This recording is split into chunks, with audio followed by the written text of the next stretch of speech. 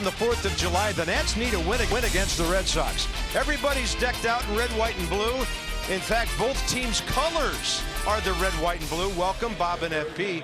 And it's amazing to me year after year how baseball intersects with national holidays, and it's just a great day to be at the Yard. It's the best day of the year for me, and it's becoming a tradition. And a team that's young and doesn't have many traditions, the 11 a.m. start, the nation's capital, baseball, America, it's great. Red Sox have Patriots Day. We have Independence Day here every year. And by the way, even T-shirts for the Star Spangled Series. America 242nd birthday. So happy birthday. We got some baseball ahead. The Sox and the Nats coming up.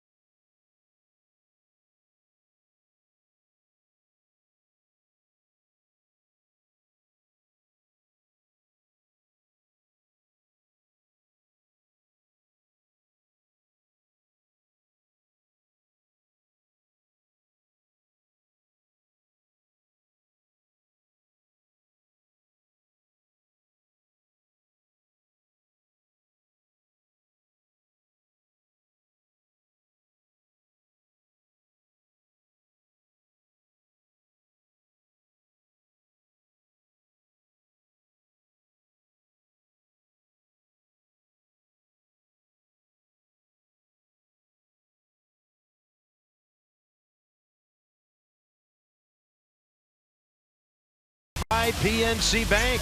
There's no better time to act than today. PNC, make today the day. And by Ocean City, Maryland, there's no end to the fun you'll have in Ocean City. Plan your trip today at OCOcean.com. Within a long fly ball hit by Bryce Harper of Nationals Park. Kids having a great time in the fountain. And Bryce will take right field today. Michael A. Taylor's in center. FP will set the defense for you in a moment. First of all, it's right at 90, humidity 59%, so add 10 to get to the heat index of 100 degrees. The Sox lead the American League in batting average and in runs. Brock Holt, last 8 games, 9 for 25, and he had a big night here playing second base in game 1, 3 for 3. He was hit by a pitch. So some of their guys get days off, like Bogarts, Benintendi, and Mitch Moreland. They got plenty of firepower on this ball club. And it's got to be some kind of thrill for Eric Fetty in his 9th big league start to pitch on the 4th at home. How about the lineups Eric Fetty's faced this year? He's faced the Yankees twice. He's got the Red Sox today. Last start, he earned his first career win. That was on the 29th at Philly. 5 earned runs on 8 hits. Struck out 3 fills, walked 3 fills, went 5 innings, and then that's 17-7 win. So fastball slider, he'll cut the fastball, curveball change. Fastball's averaging, you just saw, 94 miles an hour. Here's the defense for the Nats on the 4th. Eaton, Taylor, Harper, the outfield. Turner, Defoe up the middle. Rendon, Reynolds at the corners. And Pedro Severino behind the plate. Here we go. Baseball in the nation's capital. A great tradition on the 4th of July. Eric Fetty and Mookie Betts. He takes the first one. It's low. We're underway at 11:07. Call made by the 7-year veteran behind the plate. Jordan Baker is the umpire behind Pedro Severino. And that slider catches the edge on its way by.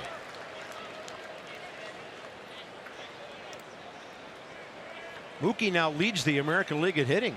Passed up Gene Segura. He's at 336, and he's going to add to that. Bryce has to get over, field it quickly, and return it. And it's a leadoff single for Mookie Betts. With 2 walks, he's now 3 for 9 in the series. Yeah, I don't think this is saying a lot, but after 2+ games, this is the best player we've seen all year. I mean, he just hits the ball to all fields. He's pull side pop. He had a bomb the other night, his 21st home run. He starts this one up with a low line drive to right. He is some kind of player. Yeah, leadoff guy who's 7th in the league in homers, 1st in batting average, 2nd in on-base percentage, and 2nd in runs. What more could you want? Here's the shortstop, Brock Holt. That immediately gets Anthony Rendon on the grass at 3rd.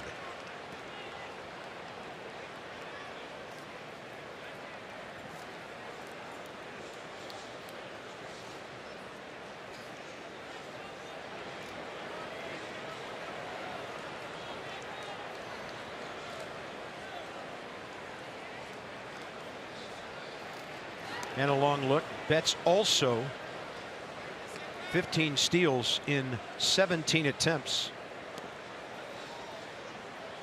7th most in the American League.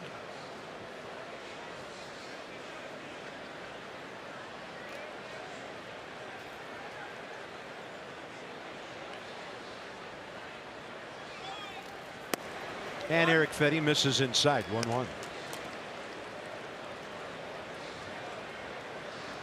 So in the all-time series now, Red Sox 9, Nationals 5. Washington had won 5 of the previous 7 coming into this series.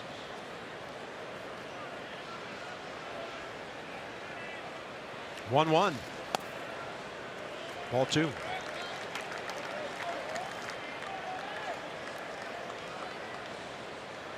Yeah, last start against the Phillies, you look at Dave Martinez checking out the information in the dugout. I felt like it was a warm night in Philadelphia, and Eric Fetty was working so fast that he might have punched himself out.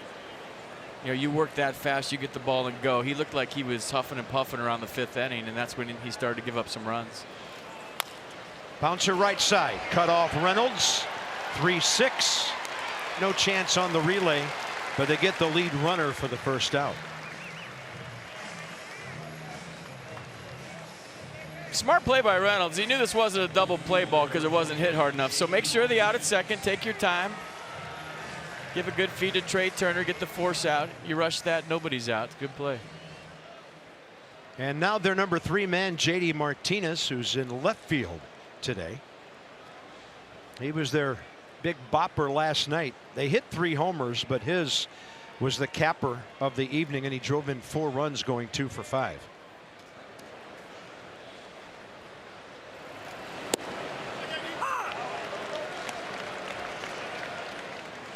He also has 102 hits, 5th most in the league. So JD Martinez showing you can lead the league in homers, you can lead the league in RBIs, and you can still hit for good average at 325.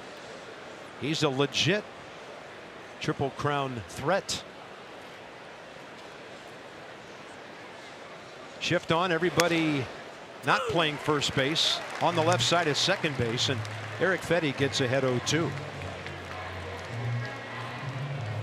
Yeah, if you haven't seen Eric Fetty pitch before, he works quick down the zone. When he's locked in, he gets ground balls. That's his thing. Not really a strikeout guy. He's got a good sinker, 95, 96. A lot of arm side run to it, but when he's below the knees is when he's at his best. 1-2.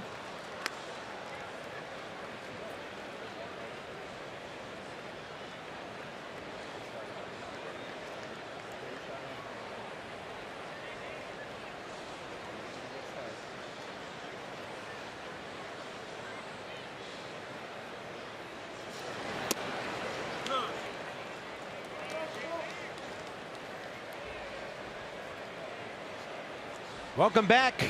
Matt Adams, after 1 game in Harrisburg, activated today, and the Nats bench and lineup just got a whole lot longer.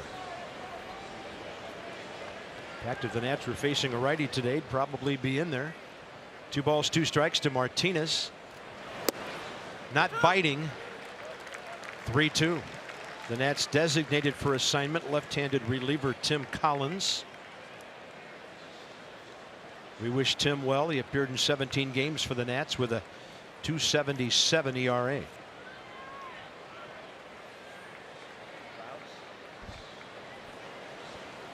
See if Brock Holt is off on this pitch. He is.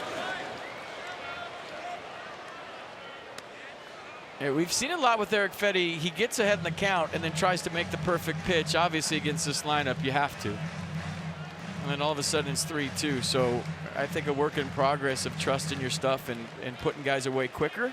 And you'll see that as he matures at this level. But right now, as we said last night and the night before, this is a tough lineup to navigate through a couple of times. Even once, for that matter.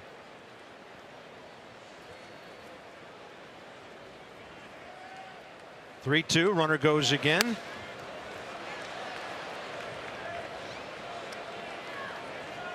How about some 4th of July morning game notes for you? The Nats 8 of 12 on the 4th here in DC.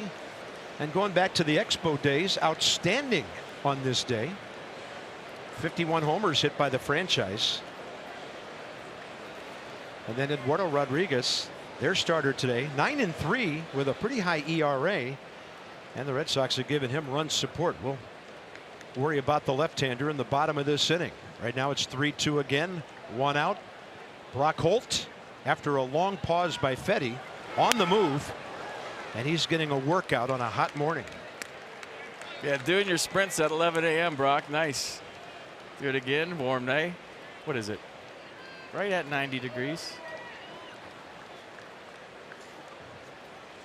A lot better than yesterday. I got in my car yesterday. On my Weather Underground app, carpet said 101. Feels like 125. Were we on Mars? I was going to say, are your sensors in the tires? Because the pavement had to be that hot, right? Yeah. Yeah, it's been a smoking week here. A few clouds passing by here and there, including right now, over the pitcher and the hitter. And a bouncing ball. Fedde let it go. There's no play at second because of Holt on the move. It's a 4-3 from Defoe to Reynolds for the second out. All right, so far so good. 2 ground ball outs. That's what he does. Look at the sink, the late sink. There's nothing JD Martinez could do with that. No way you can get that ball in the air. And when he had to make his decision, the ball was up. It was a strike, and it just fell off the table at the end. Good pitch. Next up is Steve Pearce. Thrust into the game last night in the 3rd inning when Mitch Moreland got hurt, and all he did was go double single his first 2 times up and drive in a run. So in 4 games with the Red Sox, he's 4 for 9 with an RBI. After being with the Blue Jays first couple of months, straining an oblique there and then traded over last week. Alex Cora's ball club 58-29. They have 2 times as many wins as losses. Yankees held on to beat Atlanta last night, so the Sox lead in the East by 1 game. They play at 1 o'clock today. Time given late. Julio Teheran and CC Sabathia at Yankee Stadium.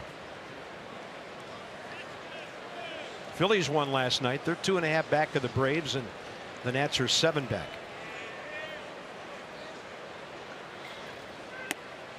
Breaking ball away, 1-1.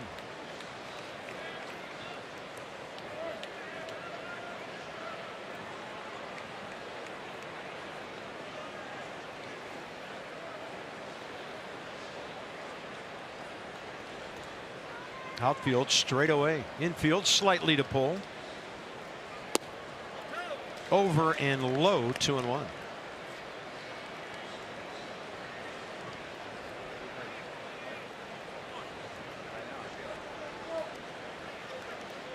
So Eric Fedde, career 1-4, 7.23. 9th start, 1-3 with a 6 ERA, and his 6th start of 18.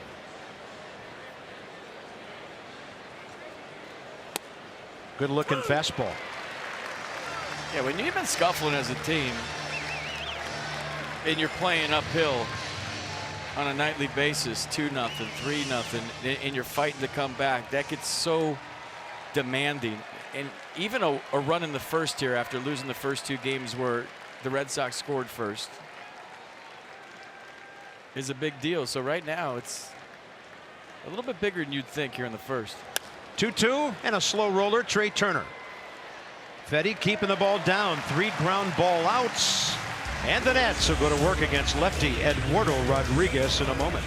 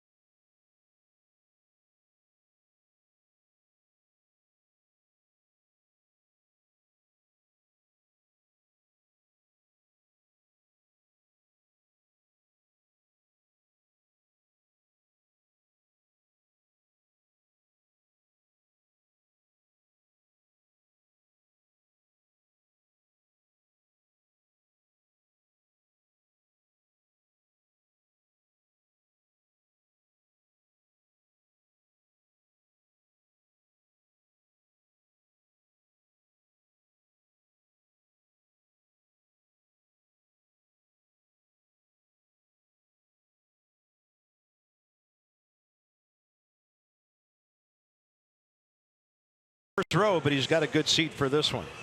Well done, sir. Uncle Sam with a brew in the morning. Here we go. Wilmer Defoe here at Nationals Park hitting .322 this year. So the batting average looking strong for Wilmer. You might notice a day off for Juan Soto, who was on base in this series 5 times. So a starting center fielder for Michael A. Taylor. Bryce over to right. Adam Eaton in left field. And that's the lineup today with the red-hot Rendon in the number 3 spot. Eduardo Rodriguez, career 28-23, and this year he's 9-3. Suffered his 2nd consecutive loss last start on the 29th against the Yankees. Gave up 5 runs on 7 hits over 6. Walked 2, struck out 2. So 2-seam fastball, averages 93. Didn't throw a lot of changeups his last start, but that's one of his better pitches.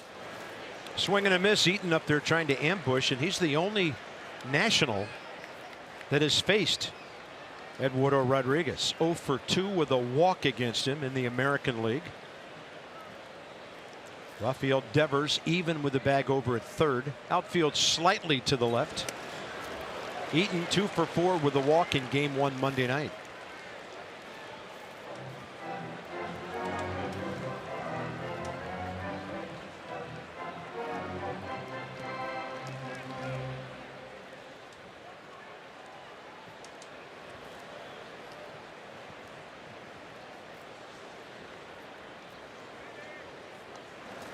So Adam in 2-strike mode, and he can't reach the breaking ball.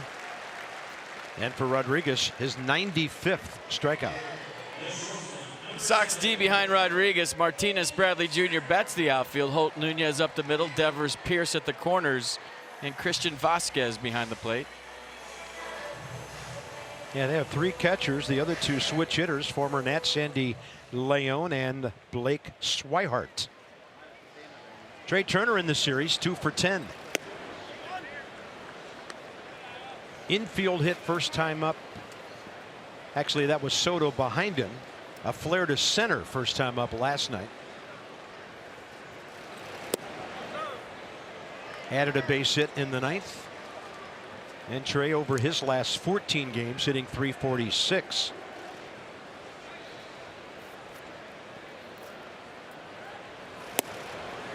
All in on the 2-0, and he couldn't get to it. Red Sox pitching staff 3rd best in the American League, 3.59 behind Houston and the Yankees.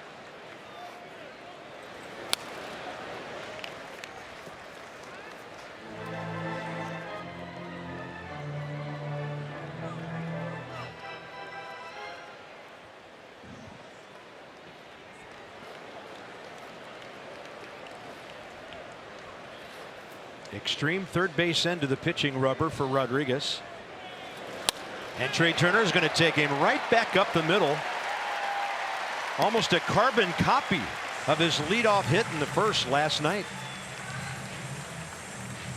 Well, that's the changeup for Rodriguez. Turner does a nice job of going down and getting it, staying through it. First knock of the day for the Nats. There goes the no-hitter.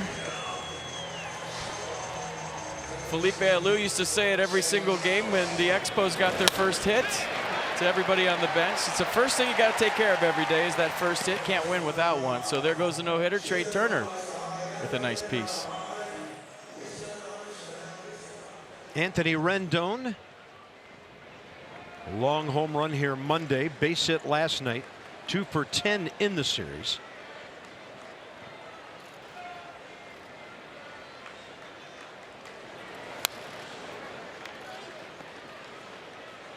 Boy, you can look at the outfield and know who the guys are around baseball who use the ballpark. Red Sox about as straight away as anybody plays any hitter these days. He'll get you in both gaps.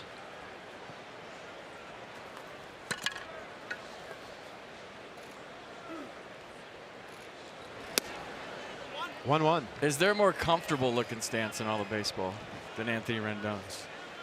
This looks like he's chilling. Sitting up there nice and relaxed, and loose muscles or quick muscles, and there's nothing tense about this swing. Look at the last 18 games. Yeah, 6 homers, 14 RBIs over that time.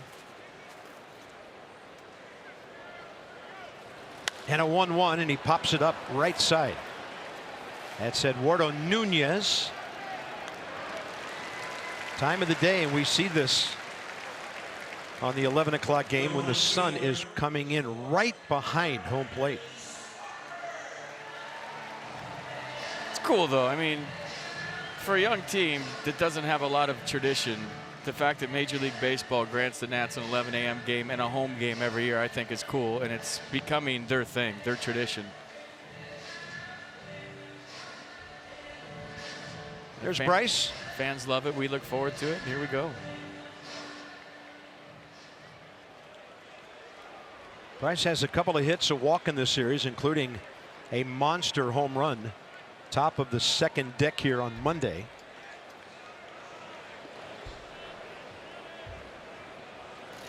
And he's getting on base over the last 2 weeks like he did early in the season. He's been aboard 27 of his last 61 plate appearances, and that's 443. One behind Nolan Arenado in the home run race. He's the Colorado third baseman with 22 now. And the fastball in there. So Max is always involved on the bench, and this was a few minutes ago before Bryce went up to the plate. Little discussion. I feel like it's a little pump me up speech, like, let's go, man.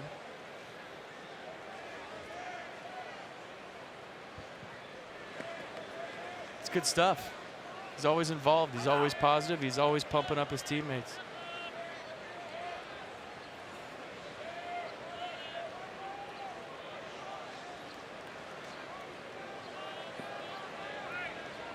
Red Sox in the shift. Nunez about 20 feet out into right field. And a check swing.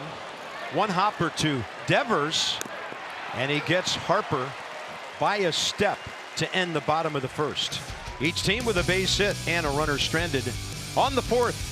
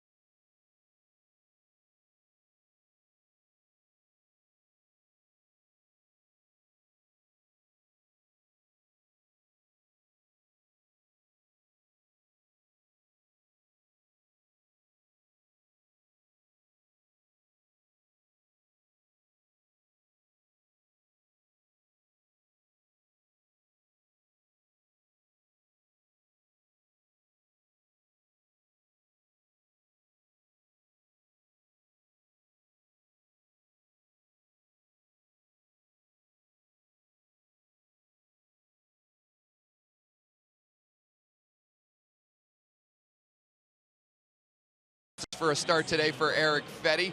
Getting to the ballpark at 8 a.m. and then taking the mound at 11. He told me that he planned to hop in the cold tub this morning to kind of shock his body awake and then go through his normal pre-start routine, which he starts around 90 minutes prior to first pitch. The Nats are trying to keep it simple with Fetty right now, telling him to minimize the damage, be smart, make good pitches. And Fetty told me yesterday his main focus as he gets deeper into his big league career is just limiting mistakes. Davey Martinez did say that he's noticed Fetty's confidence rise seemingly every time he gets the ball.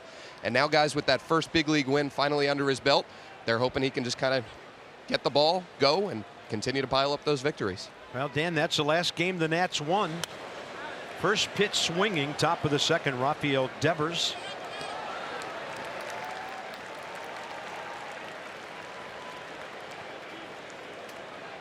Nunez and Bradley to follow here in the second. 5, 6, 7 for the Sox. There's the off speed way outside, 1-1.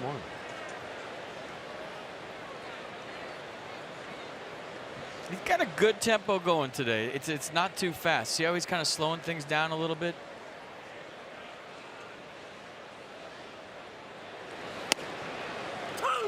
And we talked about it in Philadelphia a lot with the warm temperatures. In extreme weather games, keep your team off the field. Don't have them standing out there for 15, 20 minutes. Because now you're just losing focus and it takes it out of you and it affects your at-bat. So work quick, but don't be in a rush, if that makes sense. Makes a lot of sense. 1-2. Staying back on that ball and dropping it in front of Bryce Harper is Rafael Devers. That's his first base hit of the series. Now 1 for 8. All right, don't miss your last chance to catch the Nats at home before the All-Star break. Marlins in town July 5th through the 8th. There's a Bryce Harper Patriotic Bobblehead giveaway. That's Friday night, July 6th. That's presented by SAIC. So get your tickets today at nationals.com. Uh-oh.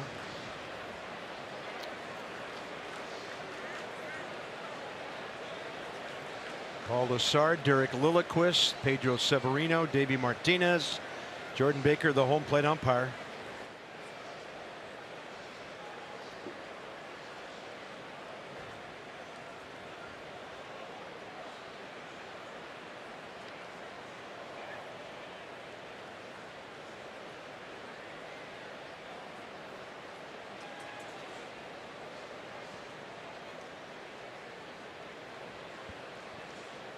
Yeah, I'm watching the replay on my ISO monitor. I'm not seeing anything.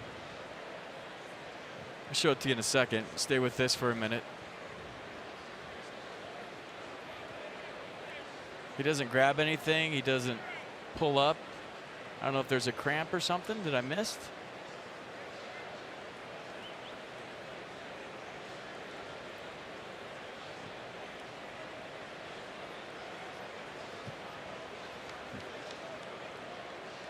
Davey Martinez in the dugout for a while, probably communicating with the bullpen before he comes out.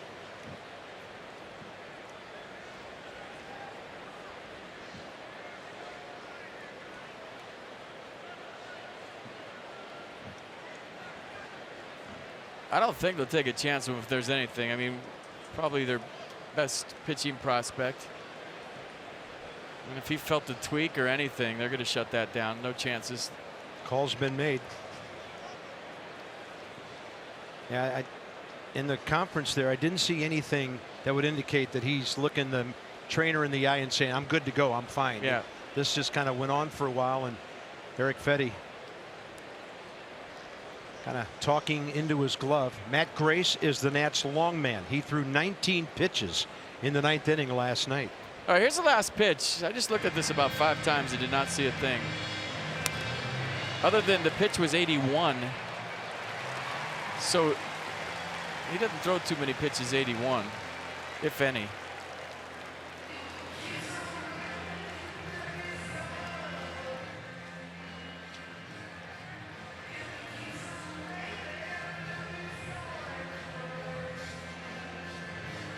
So Matt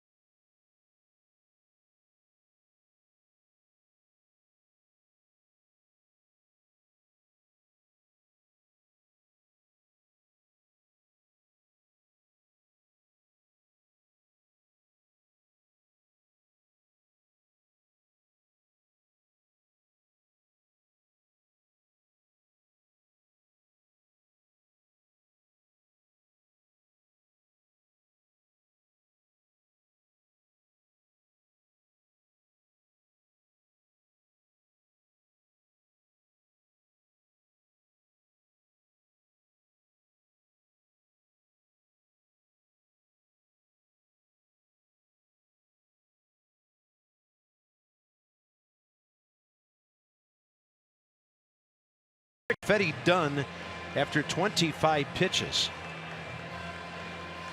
And it's going to be Matt Grace, who came in to pitch the 9th inning with the Nats way behind last night. Gave up a 2-run homer to J.D. Martinez. It's the only other thing we saw, a little stretch right there. So not going to speculate. I have no clue. And then here's the last pitch one more time. It's a weird hop after contact.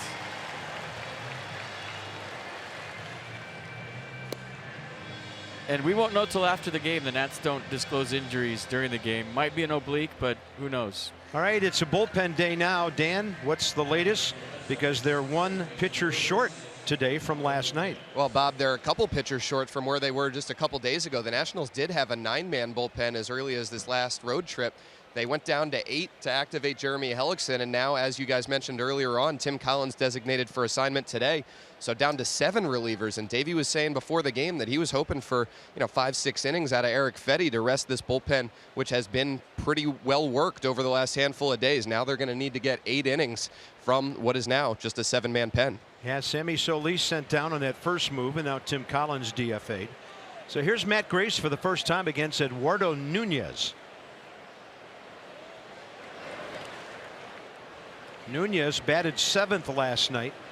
2 for 4, 3-run homer early, and later a double.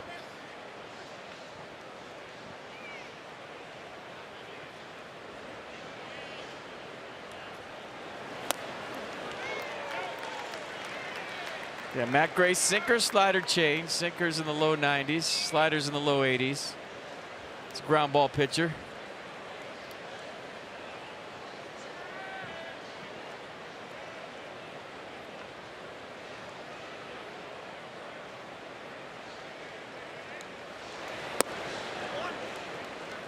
Looking for a grounder, misses down.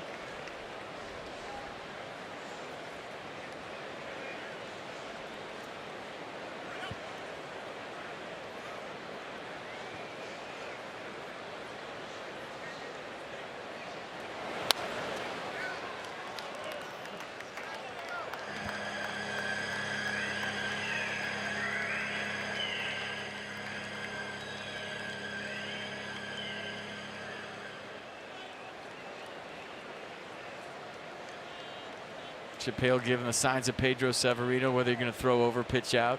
Severino always calls the pitches, in case you don't know. A lot of people see that shot that don't watch games regularly and they think, is the bench coach calling the pitches? No, that's in college. College coaches call pitches. In the big leagues, the catchers do it. Chip Hale just controls the running game, so whatever sign he gave before was the throw over. Devers Azaline. He goes, he stumbled, and then the ball fouled off. So he had a lot going on there. And where Chip Hale's given those signs, Carp, is so that Alex Cora can't see him. Alex Cora is a sign stealer. I mean, he was known for that when he played. Smart baseball player. So you want to kind of be down below. So in case he gets the throw over sign with his sneaky glasses on, then he could just do a flash sign to the runner, go first move if they're not throwing over, if he picks up Chip Hale signs. 1 ball, 2 strikes, runner holding. Big swing by Nunez. So it's not always trying to steal the third base coach's signs. You know, remember we had Torey Lovello looking in the dugout too. He was peeking over there trying to get the throw over sign. Whatever he's doing right there. Alex not looking right now. The game within the game. There's so many things going on at once.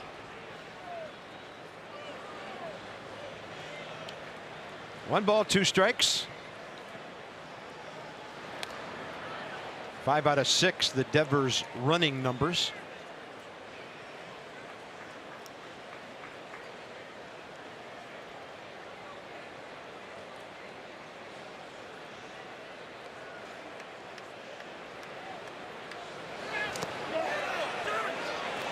That's a swing.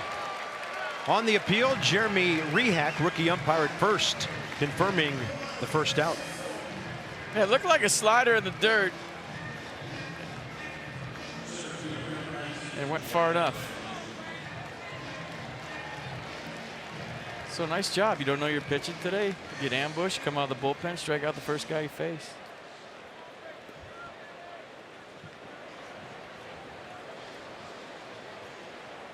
Jackie Bradley Jr. So he was to face a right-hander today. Oh, they got him. Rafael Devers has looked a little uneasy coming off the bag a couple of times, and that time Grace had the patience to execute the throw for the second out. Yeah, the strikeout pitch, Devers was going back to the base. He left early there, and Grace threw over. Might have thrown over on his own when he saw that. So the slide short of the base. Mark Reynolds slapping the tag on him. Big out here in the second. It's got to make you feel good, right? Left too soon.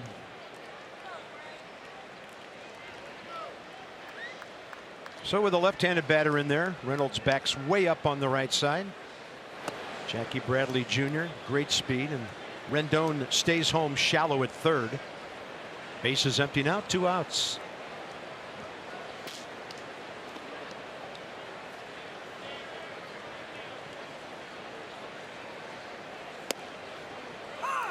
Right, stay right there. You'll be fine today. Keep that sinker bottom of the zone, right at the knees.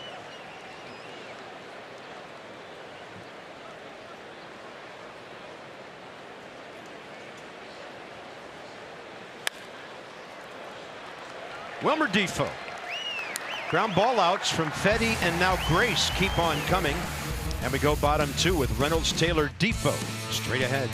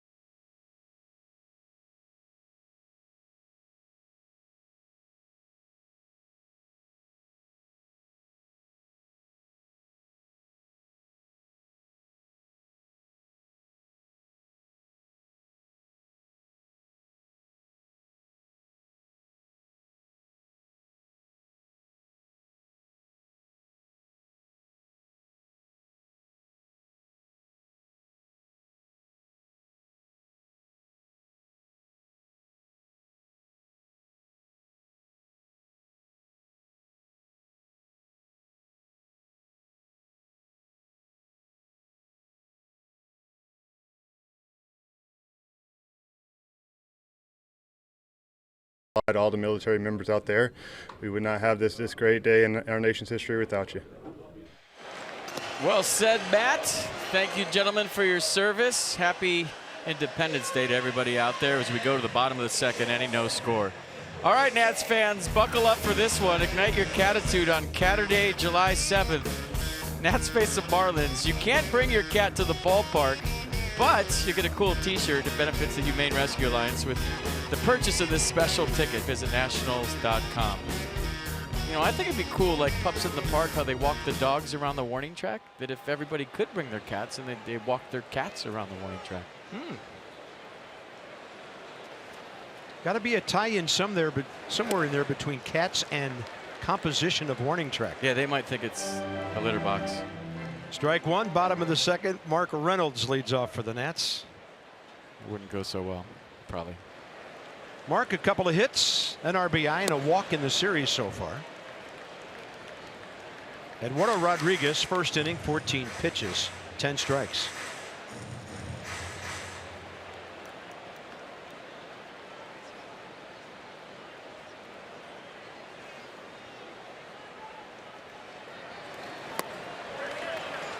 Diving down and away. So Rodriguez strikes out each leadoff hitter so far, swinging. Nissan, pitch cast. Pretty good changeup right here. Down the way, just turns it over. Mark Reynolds runs out of room.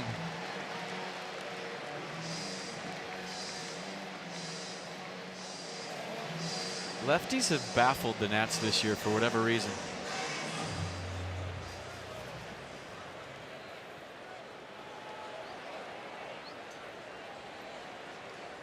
Here's Michael A. Taylor. And Rodriguez goes inside edge on him.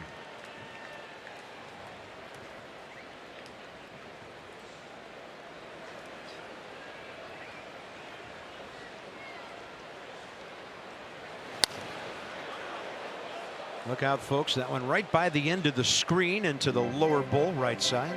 But that's the right approach. He's thinking the other way.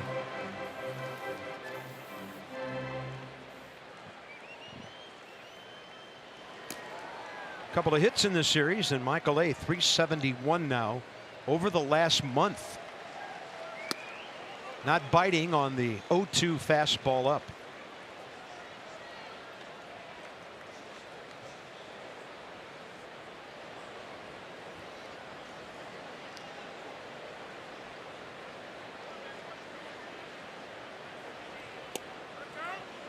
That's out, says Jordan Baker. Ball 2.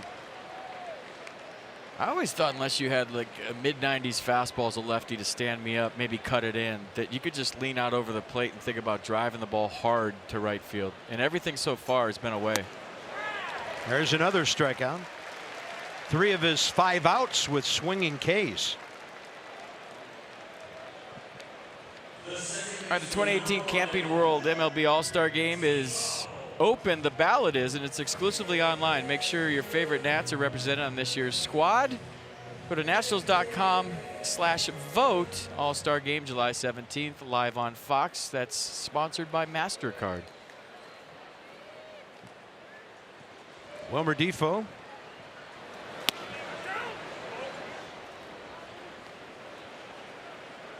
Trying to get his right-handed numbers up. Doesn't get that many ABs. 206, 68 at bats. Left side 265, 181 at bats. But from either side of the plate, just fine with home cooking. 322 at Nationals Park.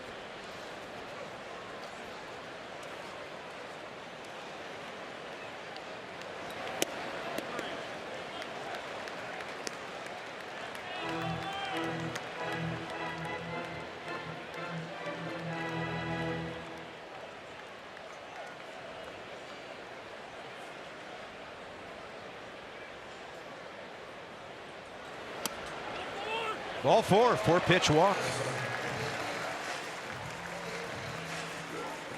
20th walk of the year for Defoe.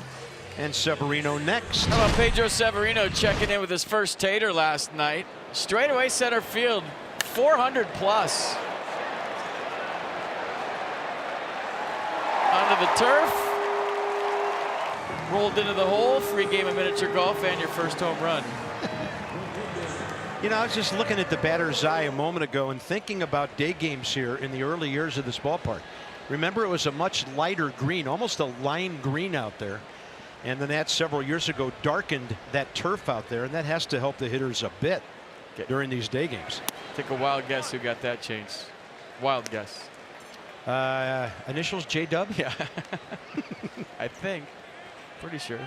Well, smart move, because the color of the batter's eye now is identical to the outfield wall, and then the big brick wall, the concrete wall, if you will, above the batter's eye, and it all blends together nicely.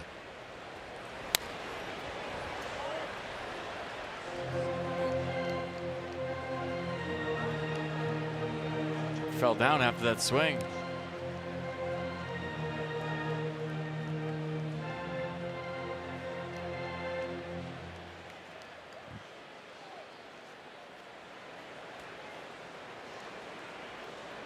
Kind of like that he fell down after the swing. A lot of times when you're struggling, you start feeling for the baseball, trying to get hits. Just hit one out there somewhere. And every once in a while you got to do that and just let it fly and not think about anything.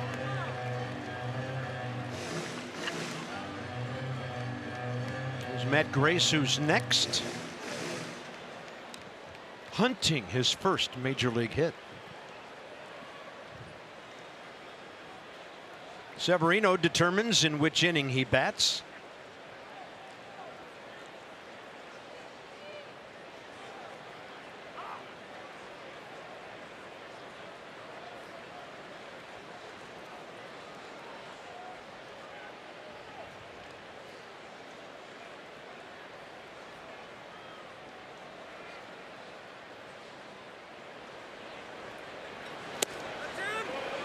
slider off the plate in 2-2.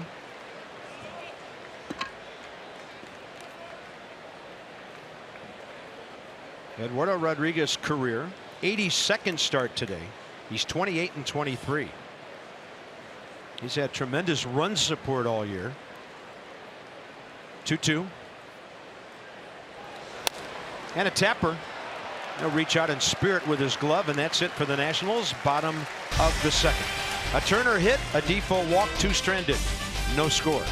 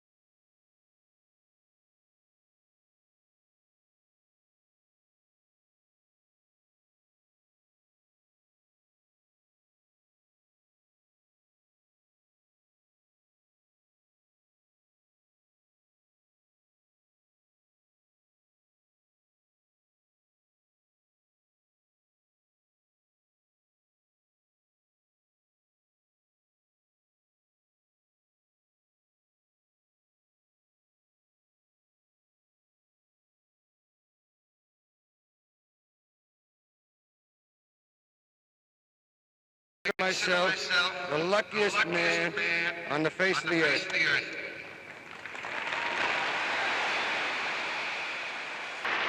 That I might have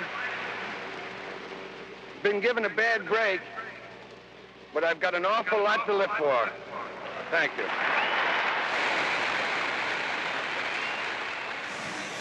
Considered the most iconic speech in sports history, Lou Gehrig, 4th of July, 60,000 fans at Yankee Stadium, 1939. And as legend has it, the only way he made it through that speech was being comforted by his wonderful retired teammate, Babe Ruth.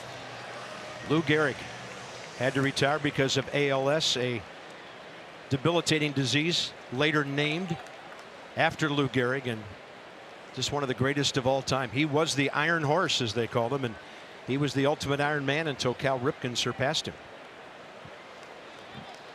4th of July at ballparks down through history. Not only great moments, but heartbreaking moments. Here's the Red Sox catcher Christian Vasquez, top of the 3rd. Matt Grace, 9 pitches, 7 strikes to get 3 outs in the 3rd, relieving Eric Fetty.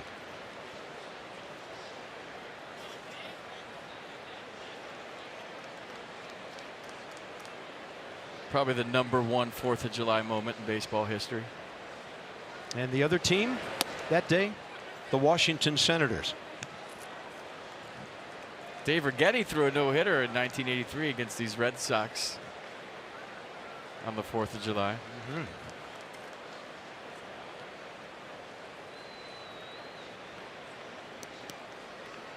2-0 to the #8 hitter Vasquez. Rags is awesome, and it's weird the things you remember about it, but just watching the highlights of it, I remember him having really high stirrups, and that was before they watered the mound or had clay on the mound in the batter's box, and his sanitaries were all dusty and dirty. Because, you know, fields used to be not what they are today. Right. If they'd water it once before the game and that was it, they wouldn't drag it between innings. You get in the batter's box, there'd be deep craters in there, it's all dusty, and you know, now they tamp it down with clay every day after the game so your cleats fit perfect. Nobody digs out a hole that messes your stance up.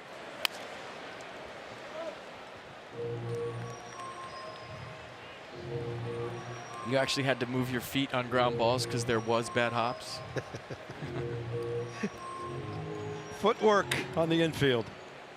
Those were the good old days. Hey, there's plenty of guys with great footwork out there. Now they have to figure out how to field balls, as we've often talked about, in whole different places where infielders have been standing for a century and a half. 2-2, and Matt Grace tried to paint inside. 3-2. Wow, that was a big time walk around right there. He thought it was strike 3, took a stroll around the mound. I don't know if Jordan Baker loved that. Turn your back to the umpire and walk around. Sometimes that'll make your strike zone a little bit smaller for a minute. Check out the mask on Jordan Baker, who's the tallest umpire in baseball, by the way. Wow. I think he's 7'6". Yeah, you'd think he likes the high fastball. Look at that, that's cool. Umps are getting into it. I like it. America.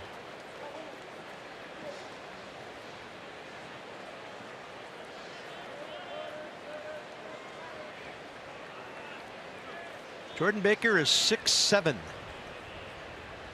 36 years of age, from Enid, Oklahoma. And he's in his 7th year in the big leagues. 3 balls, 2 strikes, and out to short it goes. Quite a battle. Matt Grace beats Vasquez for the first out, 3rd inning, hard earned. Explore Washington, D.C. this summer and save 20% on your Washington Nationals tickets with the Hilton Capital Adventure package. Visit travel.hilton.com/DC.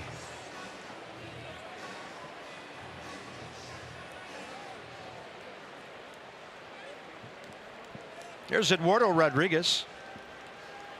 No at bats this year as a big leaguer, 0 for 11.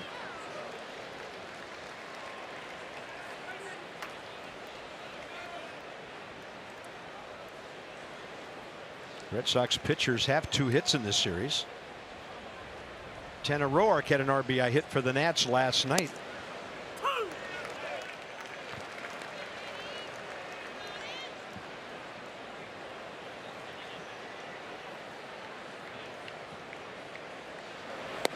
Swing and a miss on the breaking ball. Matt's 2nd strikeout, 2 outs here in the 3rd. Yeah, 2 strikeouts for Matt Grace, $44 each, times 2, that's $300. The Washington area Toyota dealers help children and their families by making that donation to the Children's Inn at NIH for every strikeout by Nats pitcher this season. I'm so good at giving other people's money away. And the Nats 2 away from the halfway point on the homers hit from our Lexus dealers. More on that later. They've hit 98 after going deep last night. Severino and Goodwin. Top of the order now, Mookie Betts, base hit to right to start the game. Forced out on a Brock Holt ground ball right after that.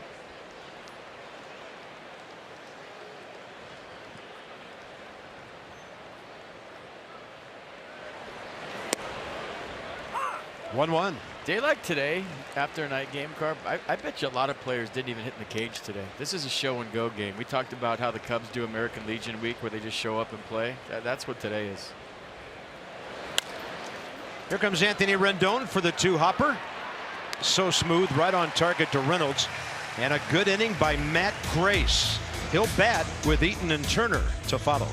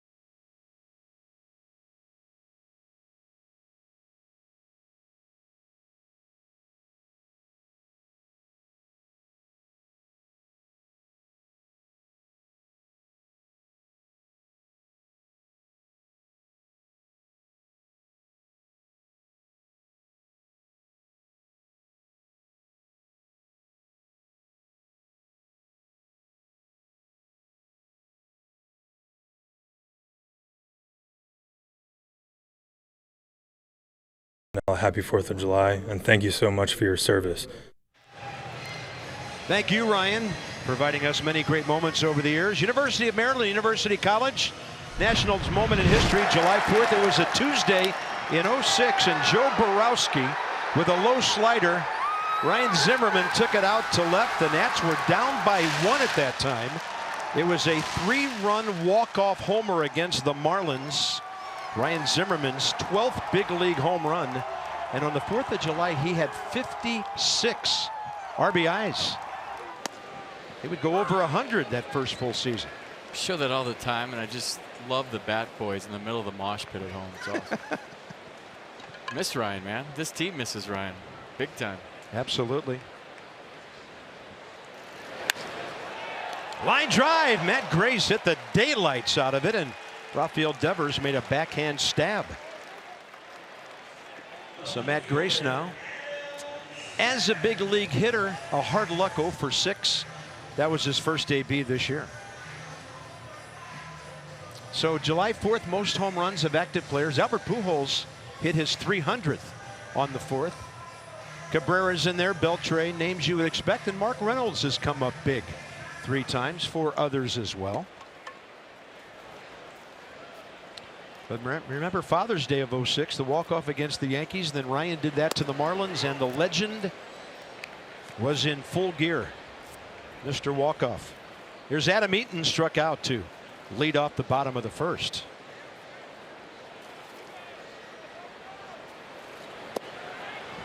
Strike call, 1-1. First 2 innings for Rodriguez, 31 pitches, 19 strikes.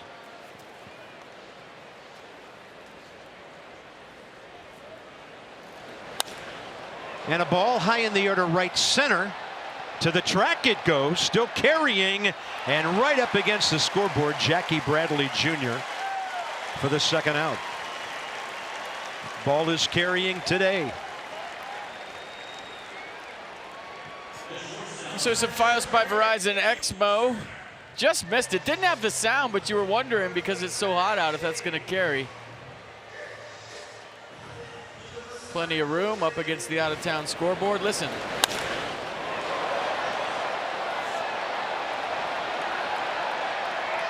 The 100% fiber optic network means more speed for more devices at once. Visit getfios.com. Trey Turner, the Nationals' only hit. Had a good battle. And then lined one to center.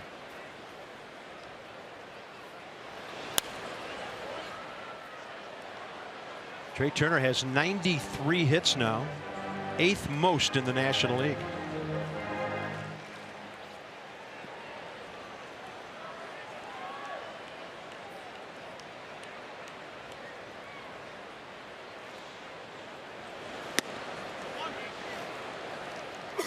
See if they make some adjustments second time through.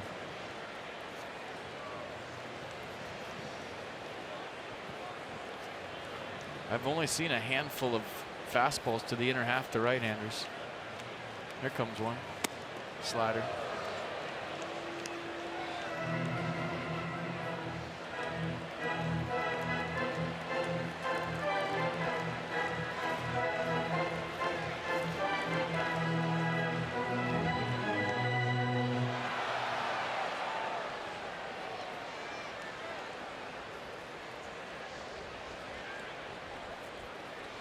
Turner right back up the middle.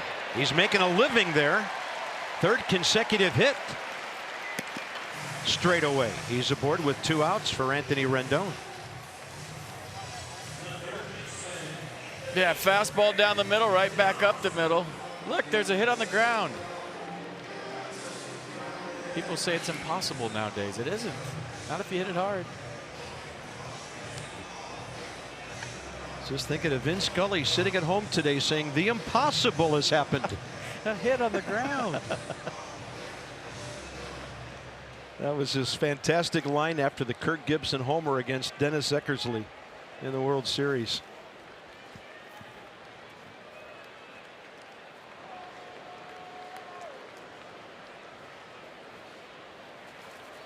Anthony Rendon, pop up to second, first time up.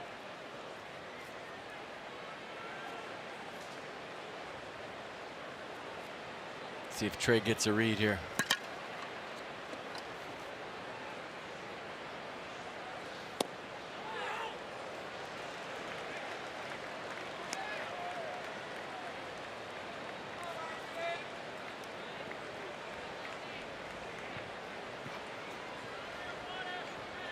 There's the signs. Throw over, pitch out. It's Ron Renicky, bench coach for the Sox. Yeah, former big league skipper. Rendon gets under it to left. JD Martinez. 3 innings in the book. It's scoreless in DC. 2 hits for each team.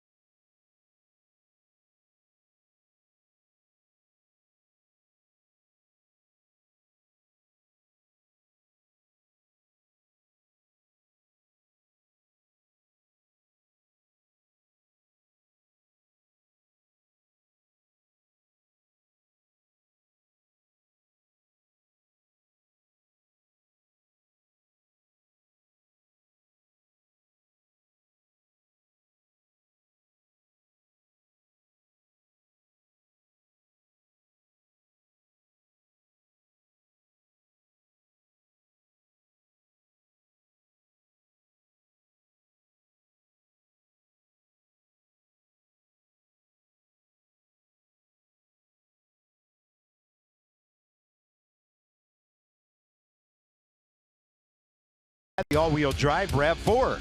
Toyota, what drives you? Visit buyatoyota.com for great deals. Beautiful look at the Capitol, 1.7 miles to the north of us. Every day we honor our troops, our wounded warriors. Everybody waving their caps toward the area behind home plate. Birthday number 242 today, and they were in full dress uniform. It was a fantastic sight. Yeah, Bob Dole's down there with his wife. All the troops around him. Very cool moment at the yard. Playing America in the background. There he is, right in the middle, somewhere in there. It's a day to honor our patriots and the birth of our nation. And we go top 4. Brock Holt, the shortstop. Elizabeth and Bob Dole. Wow, she was on the field to participate in the throwing out of the first pitch today. 1 ball, 1 strike.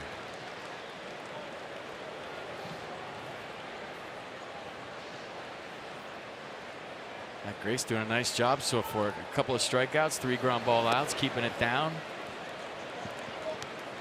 Should have a double.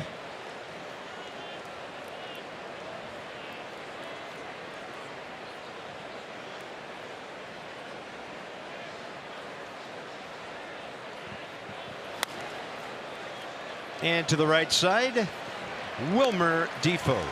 First out, 4th inning, and Matt Grace has done a fantastic job so far settling this whole thing down after Eric Fetty had to leave with apparent injury after 25 pitches. And along with you, we'll find out why after the game.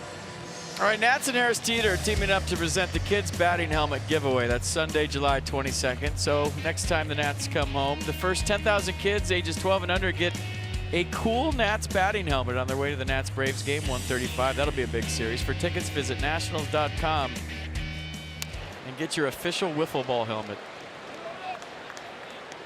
They have one on? Nobody wears helmets anymore. Remember when those were everything? The adjustable helmets? They had the snaps on that if you put it on too tight, just dug into the top of your head. And then you had your favorite teams, and when you played wiffle ball, you could be your favorite hitters from your favorite team.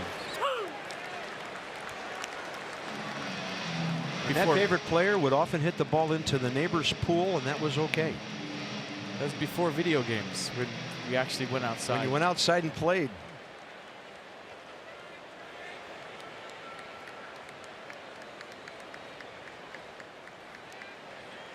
0-2. Change up away. Set up a lawn chair behind the hitter for the strike zone. If it hit any part of the chair, it was a strike. You play the ball off the roof, and if you caught it, it was an out, but if you didn't, it was a home run. That was a hard thing to do in my neighborhood with 3-story row houses. And then but if you got one up there, it should be a homer. And you always, I mean always, drilled your buddy if he hit a home run. He knew he was going with down. the next pitch. He knew he was going down. As hard as you can throw the wiffle ball, you were drilling him. Yeah. J.D. Martinez. That's why this guy's hitting 325. Bryce Harper digs it out of the corner. He is some kind of hitter. So his 20th double to go with a triple and 26 home runs. 47th extra base hit. Oh, we talk about how he brings his hands inside the ball and he's thinking the other way most of the time. That's not a bad pitch for Matt Grace. But sometimes really good hitters beat good pitches. Watch him go down and get this. Not a whole lot of backside involved into that, just the upper body swing, but he put the barrel on the baseball. Result was a double.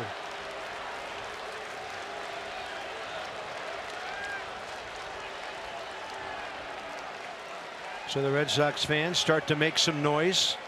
Both sets of fans waiting for some offense to cheer about. And that'll be the second out as Trey Turner takes care of Steve Pearce.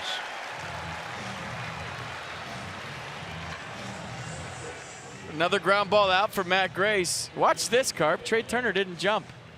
Slow roller. This is where he usually jumps in the air, but he set his feet and did it conventional style. I like it. I'd say he jumps on that play about 90% of the time or more.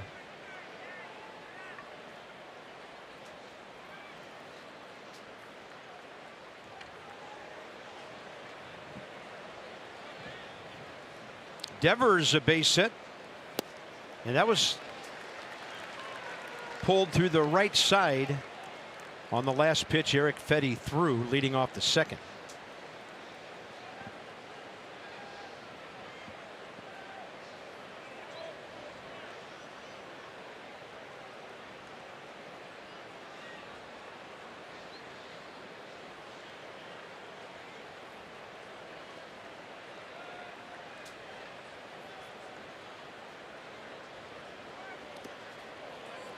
Good scramble to the left by Pedro Severino.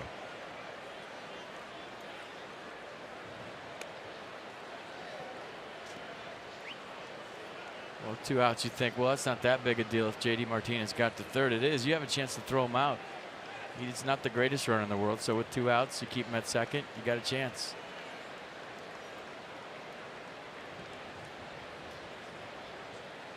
You hearing that cannon go off every about, what, 30 seconds? Yeah, Matt Grace just stepped off the mound after that boomer. And sounds like it's coming from upriver in the Anacostia, east of here. He's going to walk down the back of the mound now and have Severino pay a visit.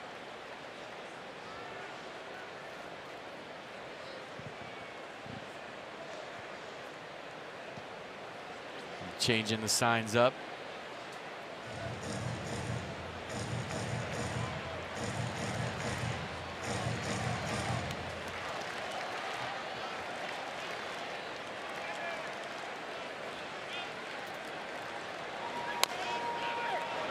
That got him on the foot. So it's a foul, 1-2.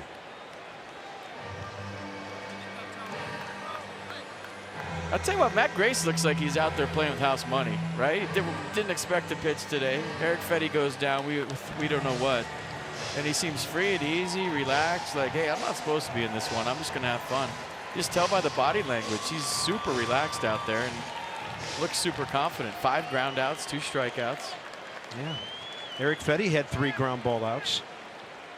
Well, he threw 19 pitches in the 9th inning last night, so he's loose, he's relaxed, and sometimes we say guys like that, when they're a little bit fatigued, everything stays down.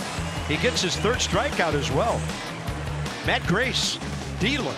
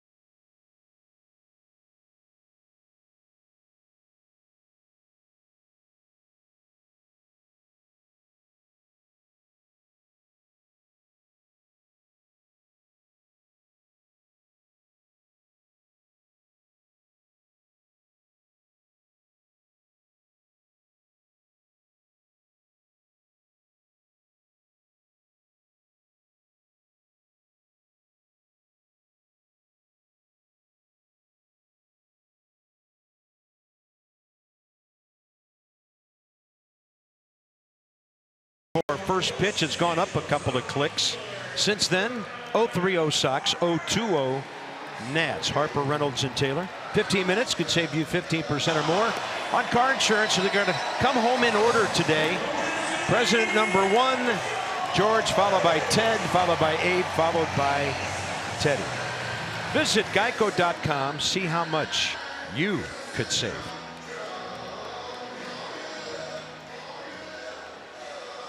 Pretty sure George is unbeaten on the 4th.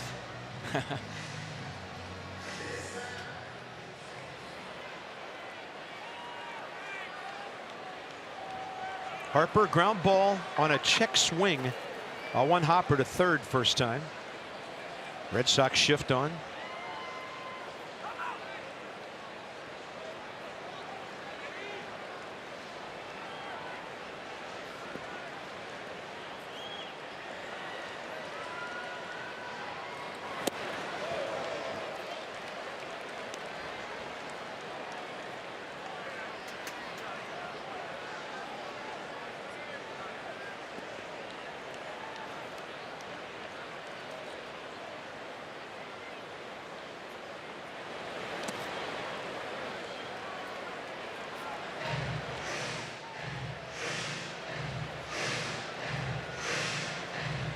Looks a little more quiet to me with his approach today. And it seems like Rodriguez is working him strictly away.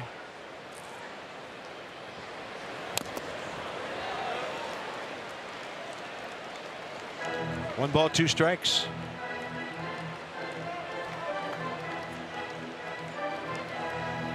Rodriguez in his wins in his ball club's wins this year. 8-7, 8-4, 10-6. Early as far as run support. Lately 5-6, 6-7, 6 and 9. But he's dealing today, and he strikes out Bryce Harper. That's his 4th of the day, and the bottom of the 4th is underway. All right, DC Lexus dealers, they donate $250 to the Children's National Health System for the first 200 homers hit by the Nats this season. Lexus, experience amazing.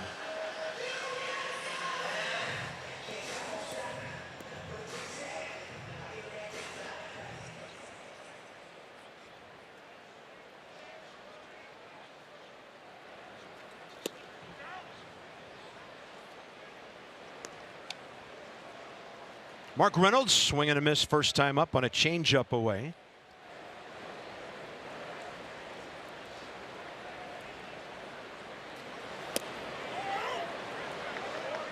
See how loud he yelled ball right there? That means it was close.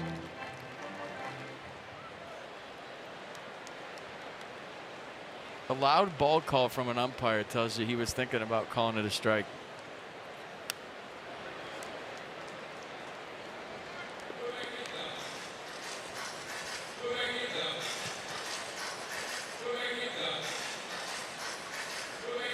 Good look today for Jordan Baker in the mask. He should wear that out after the game, I feel like, and just party all day with that thing on. Ooh, that's close. Just drink beers. And he hollered ball real loud there. Just drink beers right through the mask after the game.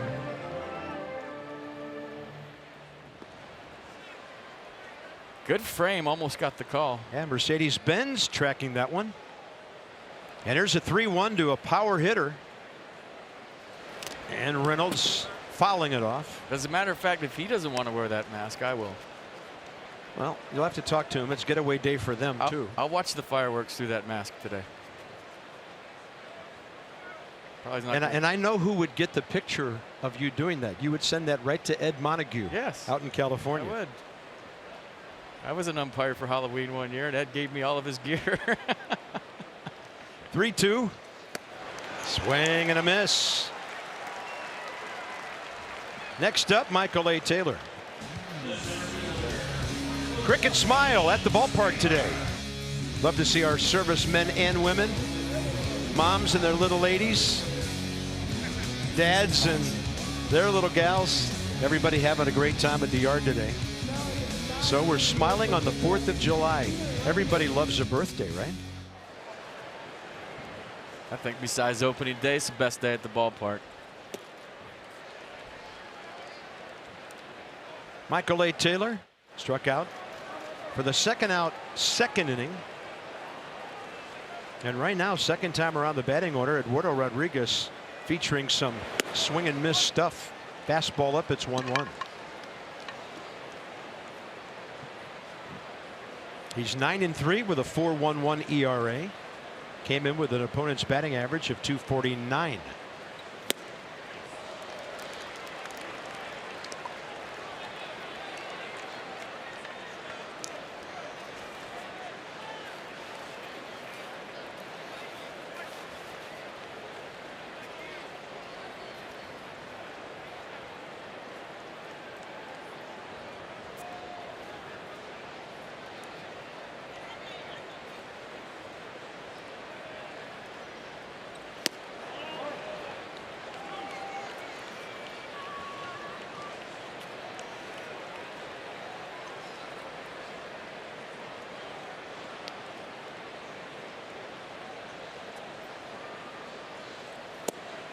Now it's 3-2. Well, we talked about it last night. Michael Taylor's a 3-2 swinger.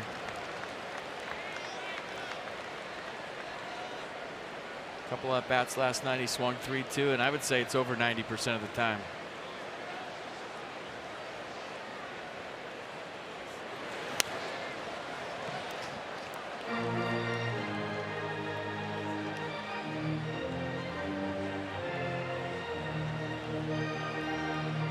Kevin Long wants some hits. Make you pull your hair out as a hitting coach when your team's not hitting.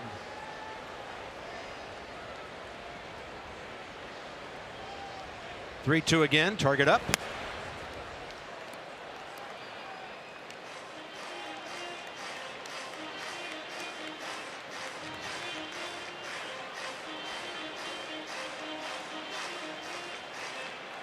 Michael A. Taylor walked 29 times all of last year. Played in 118 games. He was, well, about this time last year, had a right oblique on July 6th, was out till the middle of August. This year he's walked 22 times.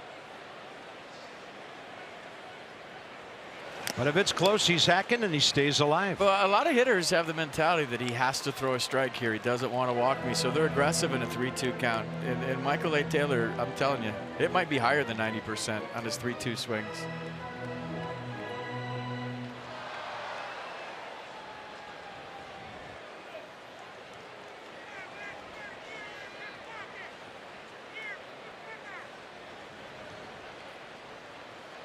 Another payoff pitch. 2 outs, bases empty, bottom 4.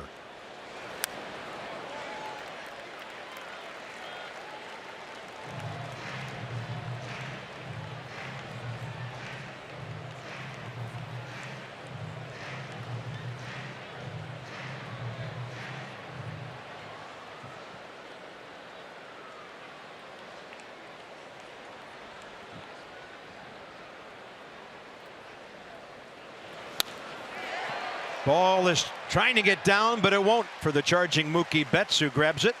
And the Nats go 1-2-3. Solid at bat by Taylor. No score after 4.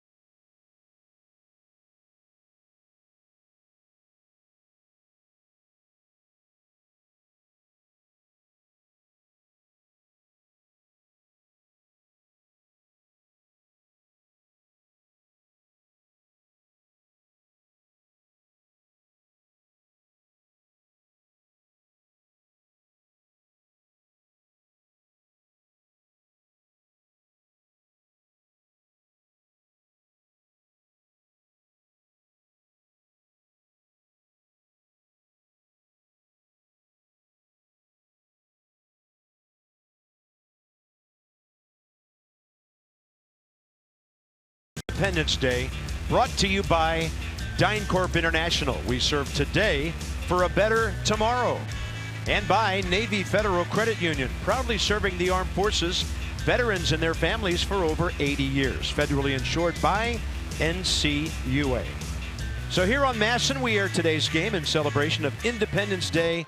We celebrate our 242nd birthday.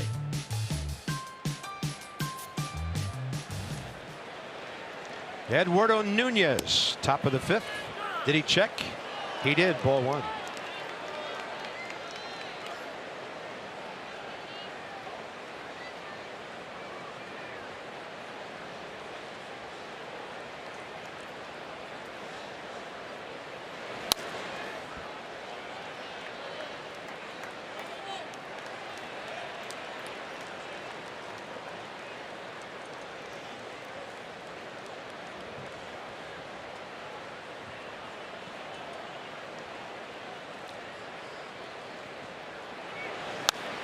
This ball driven to the gap in right center. Bryce Harper after it. He'll put on the brakes. And about 5 feet in front of the 375 mark, middle of the scoreboard, grabs it for the first out. All right, Nats fans, don't miss your last chance to vote for your favorite Nat in the starting lineup to the All-Star game. It's right here this year. You know that. Vote up to 5 times per day through tomorrow. Bryce, Trey, Anthony, Juan Soto, whoever you want, plus receive discounted game tickets when you vote 20 times. So get down there and vote. Visit nationals.com/vote. Jackie Bradley Jr. Ground ball to Wilmer Defoe, first time up. And with the ground ball in mind, Rendon in the baseline between second and third.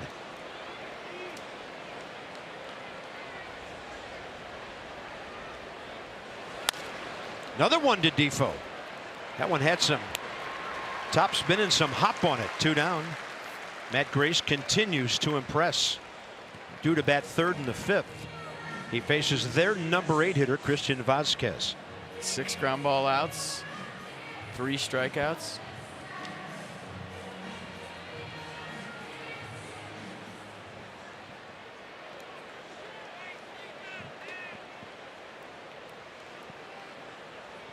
Red Sox catcher bounced out to Turner first time.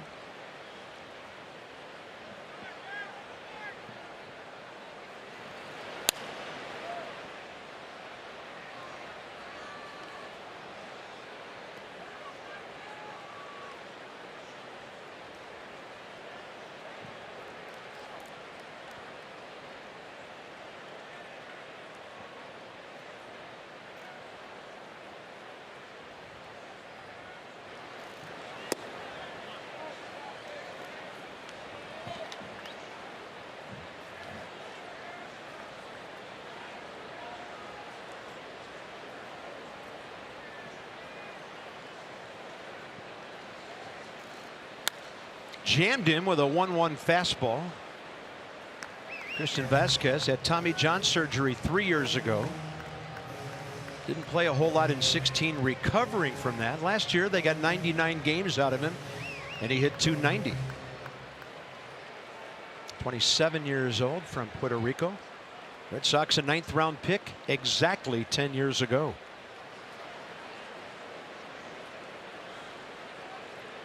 Severino moving way inside. I tell you what, besides pitching his tail off right now, this is a big time pickup for the whole bullpen. When you have your starting pitcher go 25 pitches and you come in and give innings, that's a great thing. But when you give quality innings like he's done so far, those guys got to love what they're seeing.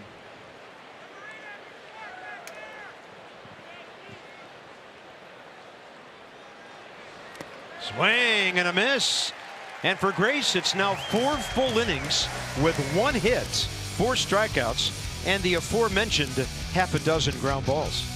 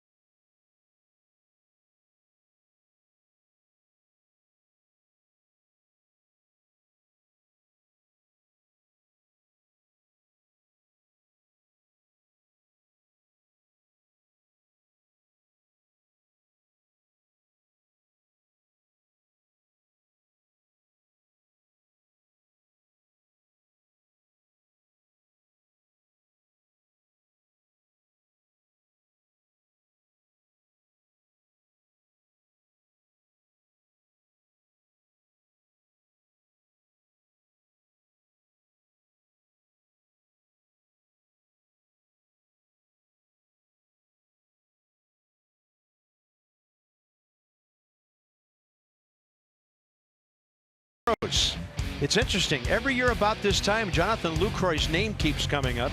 Somebody wants him at the trade deadline every year, but his baseball and his life go way beyond that. He supports various veterans and VA organizations.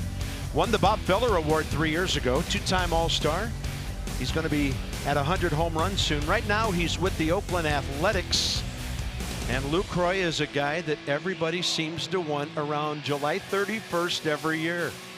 Heard his name thrown around these parts recently. We'll see. Yeah.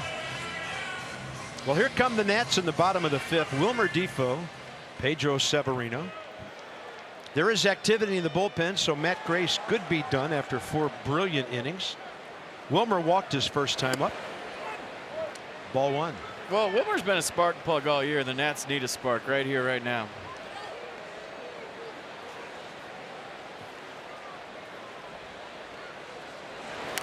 So with Brandon Kinsler throwing, and here's the other situation. With the addition of Matt Adams, Davey Martinez can go to a bona fide pinch hitter a little earlier in the game than he's been able to do lately. Probably not Adams this early, but we'll see how he plays it if Grace does not bat. How about the left side of the bench today? Adams, Goodwin, Murphy, and Soto in alphabetical order. And then choose whatever game order you would like them to hit. The Red Sox bullpen's all right-handed, so it is. If it gets down to that, you would think advantage Davey Martinez. Nice job, Matt Grace.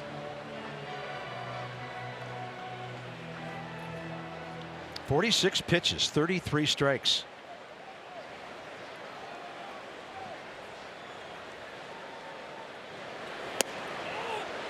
Quite a take by Wilmer Defoe. He must just really see the ball well at Nationals Park. That's close, I'll tell you that. Nissan going to show you the pitch again. 6'7", Jordan Baker hasn't liked the low strike today. You made the point he can't see earlier about how tall he is. That's ways down there.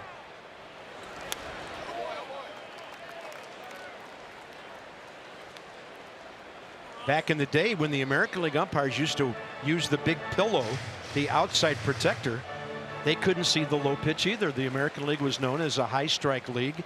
National League had the inside protector, and their umpires called more low strikes. Leagues aren't differentiated from each other anymore. Well, that's nasty.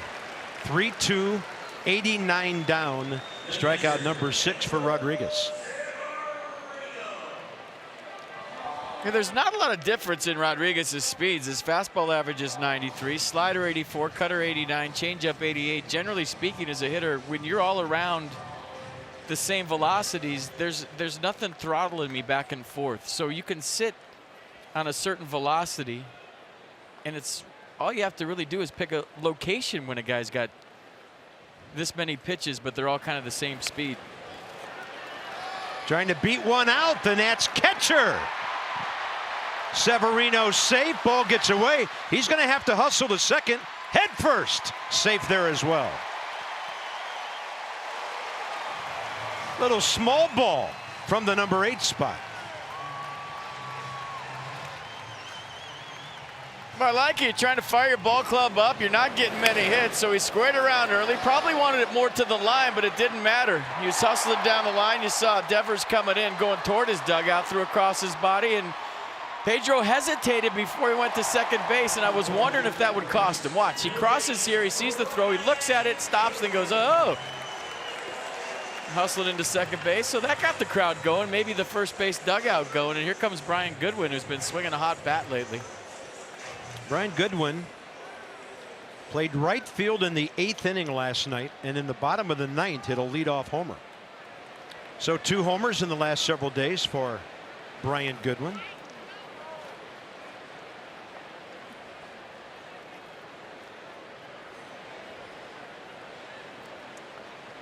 Nats would love to make Matt Grace the pitcher of record here based on his great afternoon. By the way, base hit all the way and an E5. That's Rafael Devers' 17th error of the year.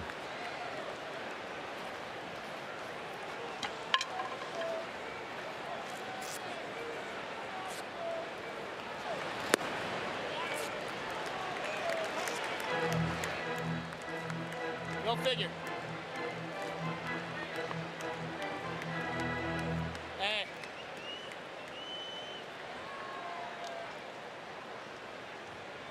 Hey.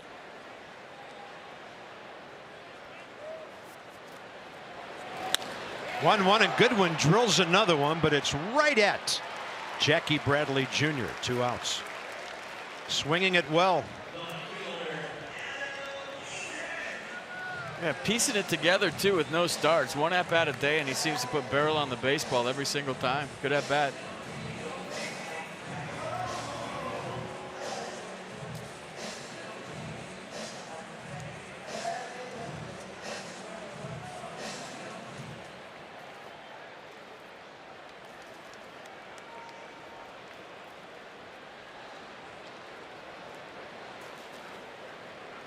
Top of the order, Adam Eaton. He pinned Bradley up against the scoreboard in right center last time up.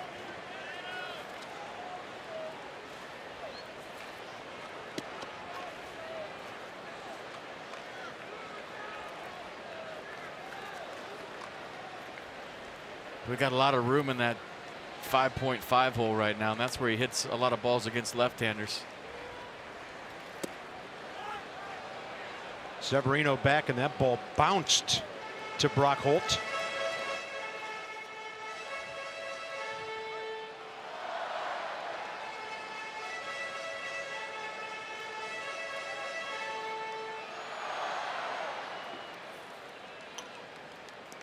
Yeah, right here is where I'm talking about.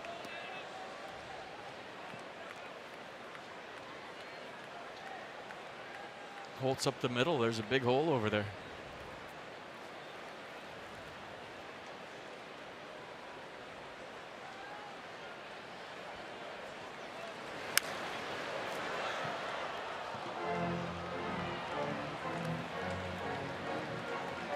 StatCast powered by AWS. So 26% of the time in that hole I'm talking about, those are hits less than 200 feet. Yeah. But 30% of the time up the middle, so maybe that's why I see Brock Holt shading that way.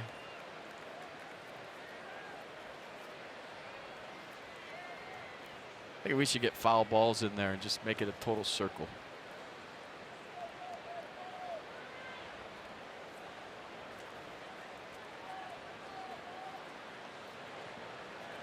One and two. And Eaton in the air. Short right center. Mookie Betts. Quite a battle here. Scoreless through 5 on a hot afternoon. Two pitching staffs locking it up.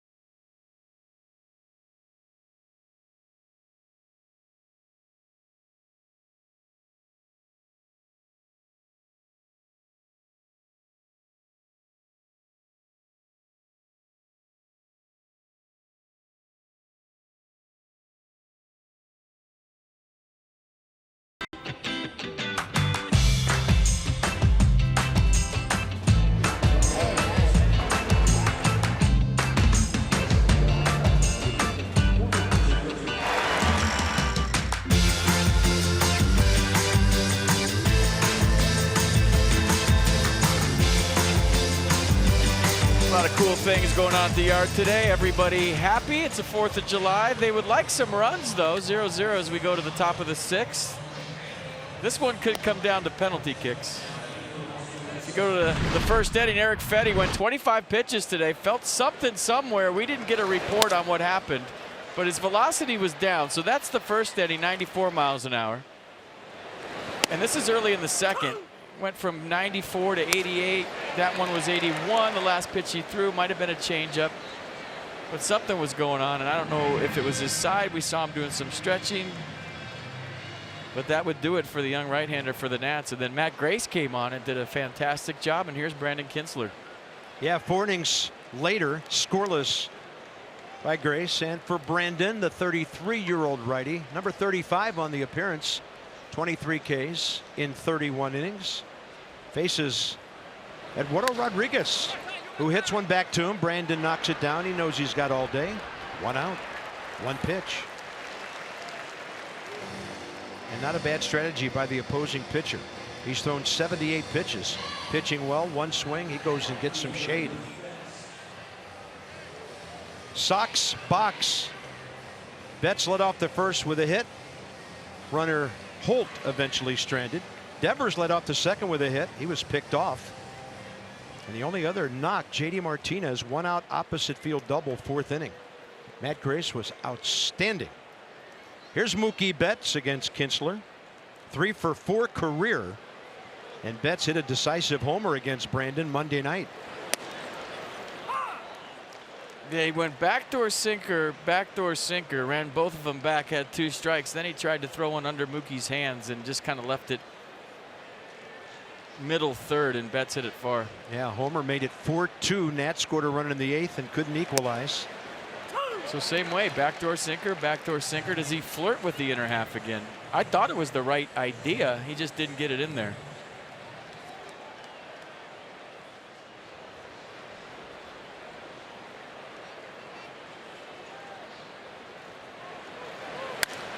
Ball driven to right.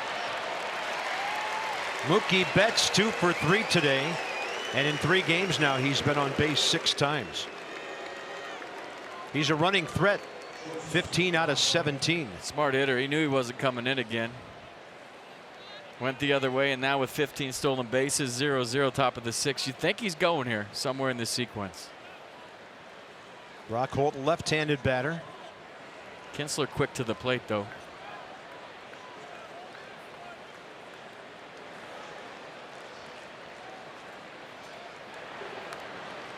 Red Sox also a very good running team, not just Betts. They've stolen 65 bases, 1 more than the Nats. And in the American League, 2 fewer than the White Sox atop the league. So they got power, speed.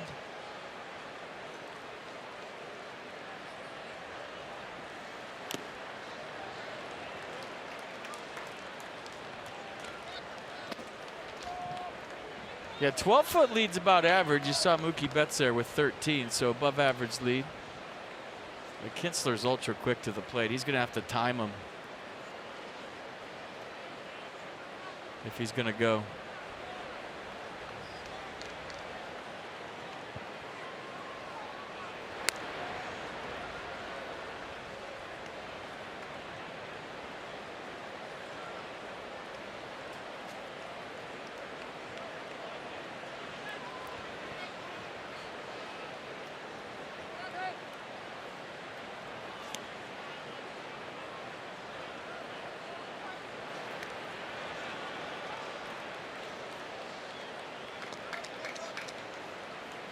Not showing any signs of going. He didn't have a lean or a false step towards second before he went back.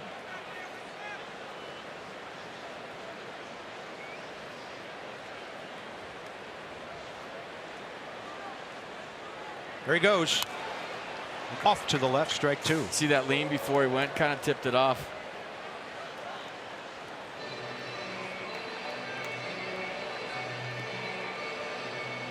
Watch, he's little lean right there. Tells you he's going. Decent jump.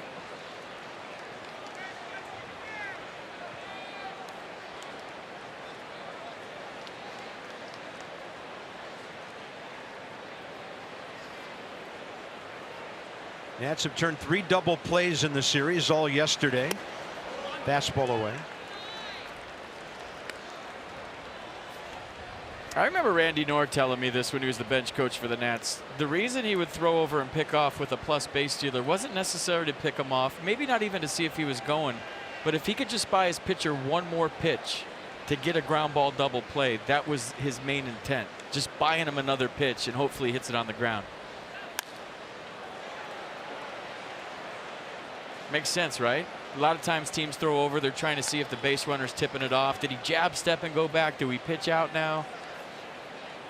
But, you know, Randy was the first guy that told me that he's just trying to keep him hanging around 1 more pitch to get that double play.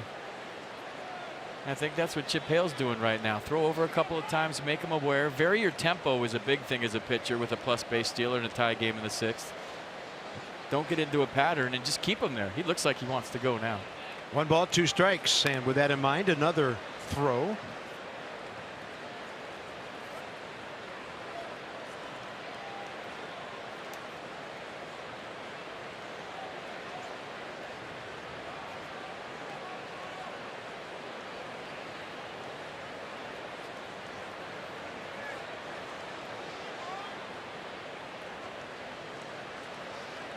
With the runner holding, it's outside, 2-2. Now Chip Hale give the signs to Pedro Severino. See how he's giving him behind Derek Lilliquist, and they're kind of shielding him from Alex Cora.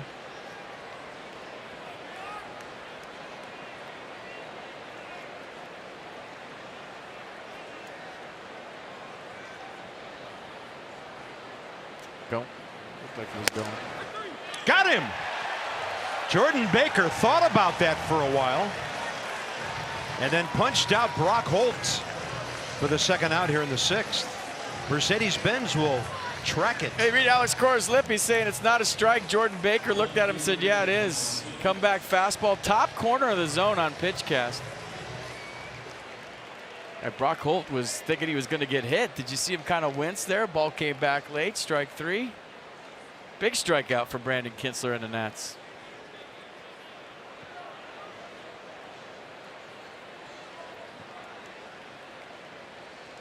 Well, big sequence here. J.D. Martinez, opposite field double last time. 4 RBIs last night. So in 7 at bats, he has 3 extra base hits here. Mookie Betts knew that was a throw over. He was going back before he threw it over.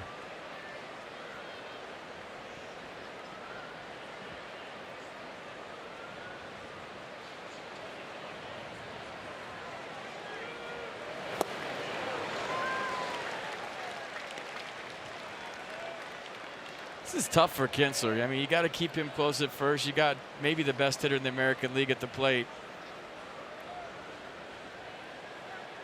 You don't want to spend too much time thinking about the guy on first, but in a 0-0 game, you got to keep him close. He's peeking. That's how he knew to get back on the first throw over.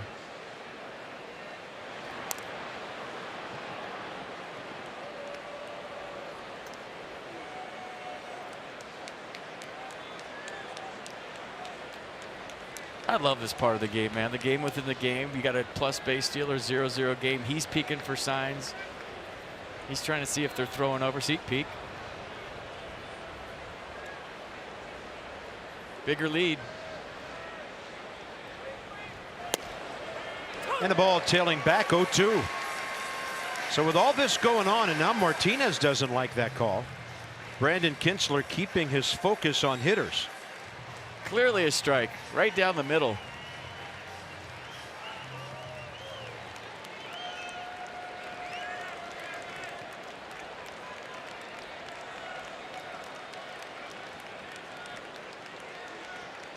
Huge lead.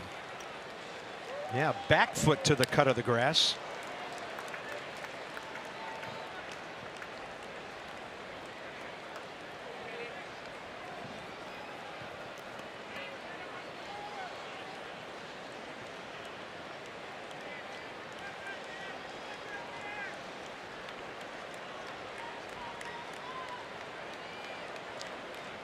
Yeah, he hasn't been past 13. On the move, another foul.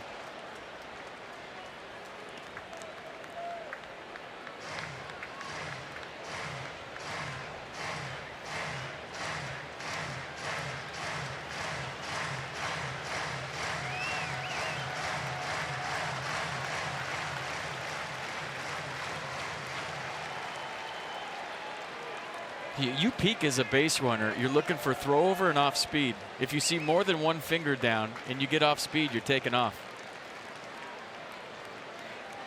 He started, stopped, and it's a good thing he did for the Red Sox because the Nats pitched out. Well, he read the pitch out.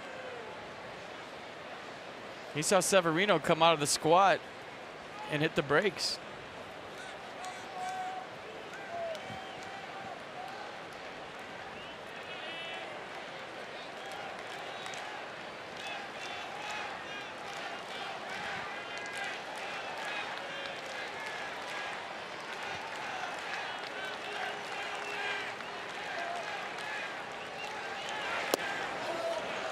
Quite a battle here. Now it's 2-2.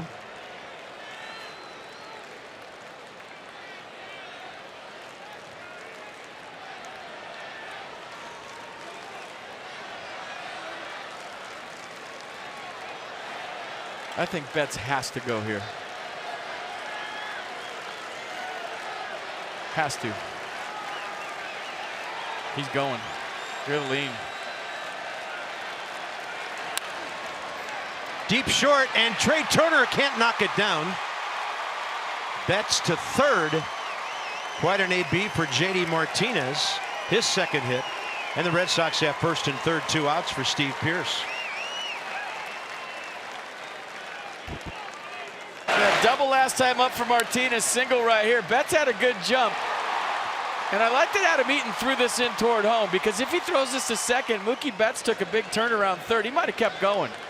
He already had the big jump on the steal. He was roaring around second. He took a big turn around third, and Adam Eaton threw that ball to the right place. Steve Pierce, a pair of grounders to short. One against Fetty, one against Grace. 0 for 2 career against Brandon Kinsler.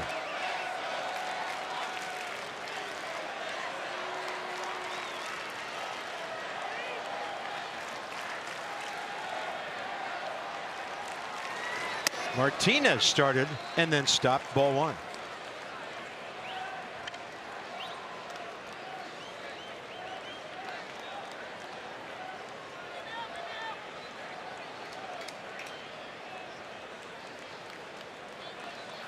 Pedro Severino giving signs to show where the throw's going if Martinez goes. He's only got 2 stolen bases this year. I don't think he's going to go anywhere.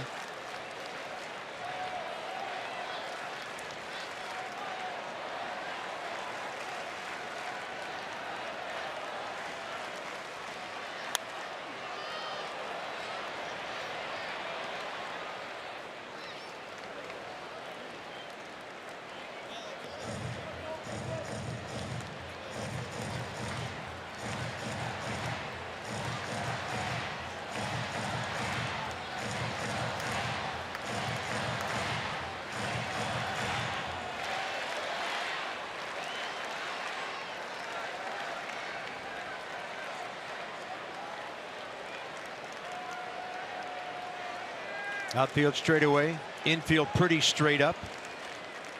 There goes Martinez, tremendous jump. And this one out to right center for Michael A. Taylor. Cruises to it at the edge of the track. Red Sox have stranded 4, and it's still a scoreless battle.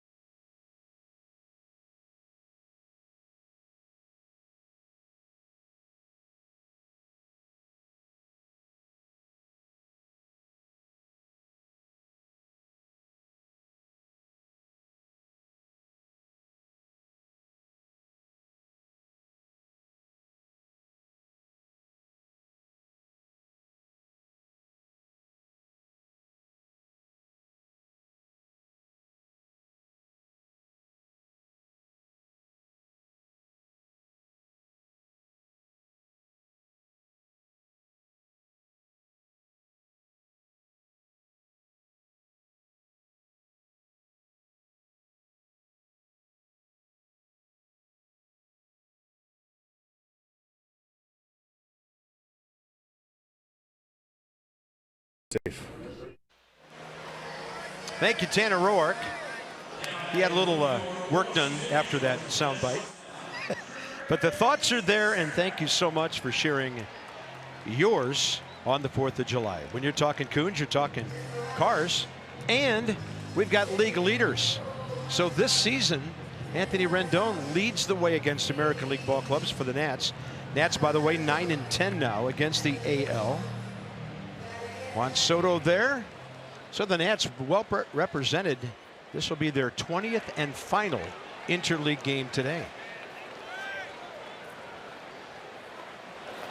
In contrast, the Red Sox are only playing their 8th against the National League. Tanner needs a win soon. I mean, he's going to end up being like Dr. Evil's cat here in a second. He's shaving things off left and right, trying to mix it up. I like it though. Trey Turner, 2-hopper to Devers. First out, bottom 6. Anthony Rendon 0 for 2 today. hottest Nats hitter, though, Dan, over the last 3 weeks. Yeah, Bob, Anthony's been on an absolute tear recently. I asked him yesterday when he's going well over the course of his career, what he's found. And what he told me was more is less and less is more, meaning the more he tries to do, the less he gets in terms of results, and vice versa. He said that if he's worrying about his load or his swing path, it typically doesn't lead to positive results. He says at this point, he's played the game long enough that you just kind of know what you're doing. He says, I've been swinging a bat for 25 years, so you just kind of go out there and trust what you know. So see ball and hit ball. Working lately. That's good advice for a lot of people. He sees that one and hits it to the gap in right center. Going to be cut off by Mookie Betts, who got a tremendous jump and caught it about 360 feet away. So the Nats box 3 hits all day. Trey Turner has 2 of them.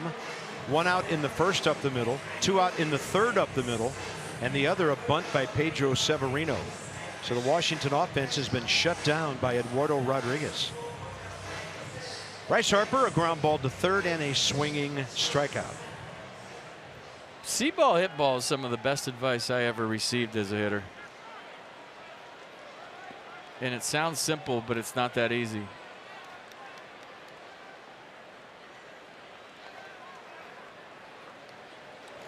And what it means is just take all the thinking out of the process. That's why you get here at 12:30 every day, to hit in the cage, to get the confidence, to get your swing path where it needs to be, get your hands in the right spot. And then you get in the game and you just sit on a pitch in a zone. It's see ball, hit ball. You don't let your brain get in the way to tie you up because there's no time. And the best hitters, Carp, they don't think. The Yogi saying, you can't think and hit at the same time, is so true. But seeing the ball is key, and I used to tell my hitters, whatever you need to do to see the baseball, I don't care what it is, to keep your head still, to keep it frozen, to see the baseball as long as possible. That's the main thing. Harper, ground ball into right, on the shift, thrown out by Nunez. Nats go in order. On this Independence Day, USAA honors those who have served and all of our service members at home and abroad.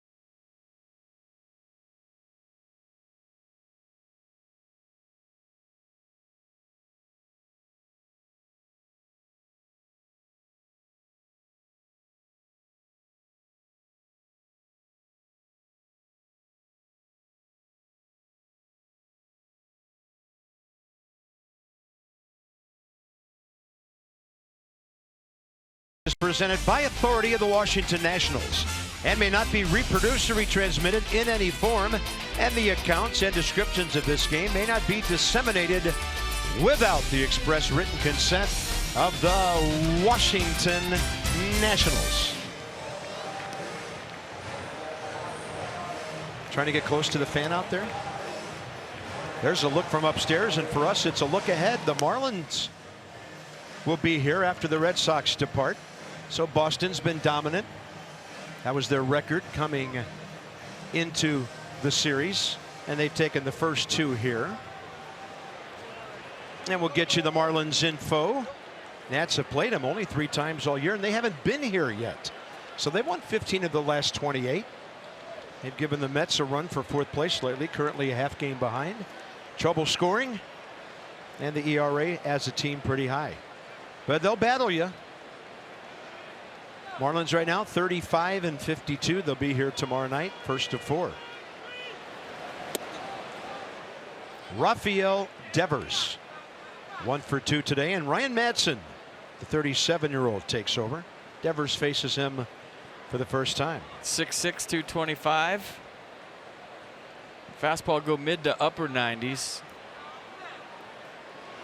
Curveball change to complement the heater.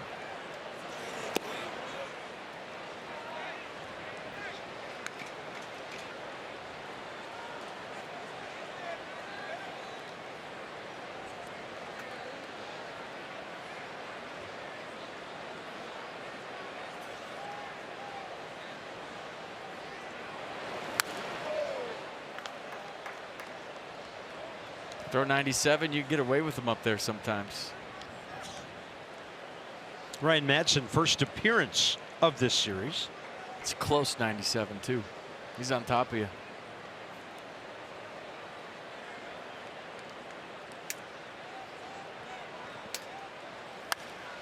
And this ball drilled out to left center. Unable to get it, Taylor. Ball caroms off the triangle out there and comes right back to Michael A. So a double for Devers. And if that ball had hit and gone either way out there, it might have been at least 3 bags. Tremendous effort by Michael A. Taylor. You gotta love this if you're Davey Martinez. Look at the ball tailing away from him. Even though he's a long strider and he can fly, just because the ball was inside out and had that fade rotation on it, he couldn't get there. But watch the effort. In a 0-0 game, he knows it's the 7th inning. And laying out and that close to an amazing play. Good swing by Devers. Great effort by Taylor. Nunez, the hitter. Nats in at the corners. This guy can handle the bat.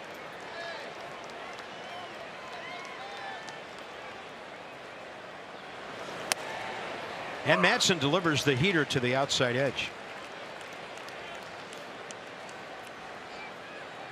First time today either team has had a runner at second base with nobody out. Yeah, Nunez got to move him here. He's going to do it with a base hit on one hop to Bryce Harper. Bryce takes a shot at third. It was cut off by Turner. First and third, nobody out. Bradley next. It's a pro at bat right there by Eduardo Nunez. Leadoff double. He's thinking the other way. Low line drive. I like the idea of Bryce Harper trying to get Devers at third because he had to freeze. And now Ryan Madsen needs a strikeout. Jackie Bradley Jr. 0 for 3 with 1 K career against Madsen.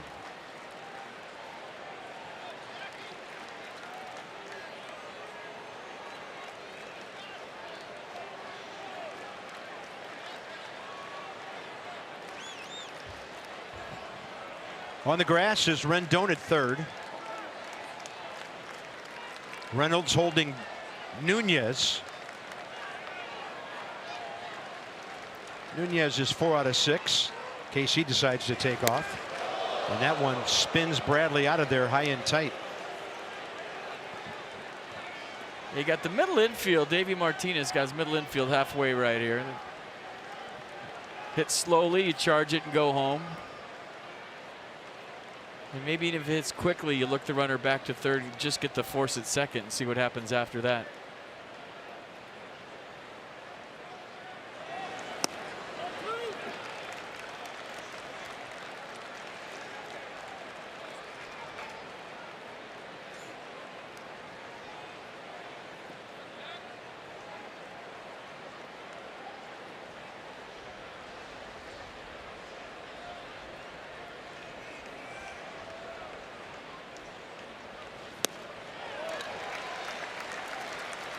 Good pitch, changeup. He's gearing up for 97, got 86.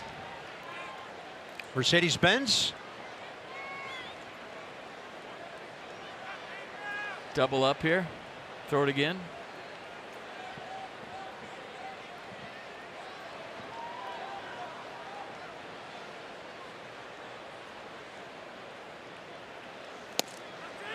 Tried to go with the heater to the inside edge and missed.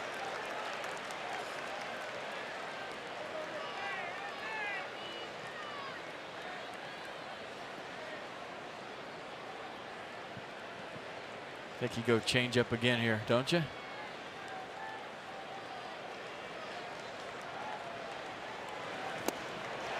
A beauty. One more time for the win. He doesn't seem like he's seeing it. I know he's geared up in a 2-1 count for the fastball, and I know he's geared up in a 3-1 count for the fastball, but I mean, that's just such a pretty pitch, and he's got a good feel for it right now. Why not throw it here 3-2?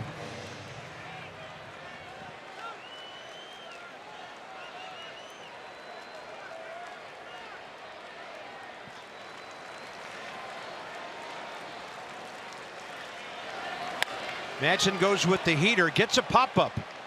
This will be close. Grabbed by a sliding Adam Eaton, runner coming home, and the ball gets away. He left early from third, and he's hurt at home. So Devers has been called safe. Ball went into the camera bay. Advancing from first to third, Nunez. And the Red Sox have the lead, and we'll see if Davey Martinez pursues something here. He left early from third. At least from where I'm sitting, he left early from third. Watch, he goes while he's in the slide. Maybe he didn't. Check that.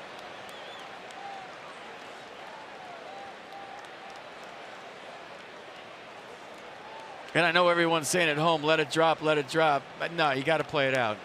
I mean, if you can't score 2 runs, you don't let that ball drop. I mean, he hits a 3-run home run on the next pitch, then what? You got to take outs where you take outs. It's great hustle. It's a great play. Sliding, going into the wall. He popped up quick enough. I thought he left early, but looking at the replay, he didn't. I was wrong. The big thing is the ball got in the dugout. Now instead of just 1 run, you're looking at possibly 2, and he hit hard on the slide. So sacrifice fly and an error. If it's on the throw, and it should be, that's Eaton's first of the year.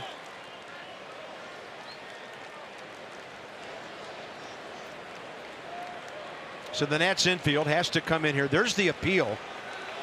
And the home plate umpire, Jordan Baker, gives the safe signal, which means the runner did not leave early. Yeah, they saw what I saw. It was close.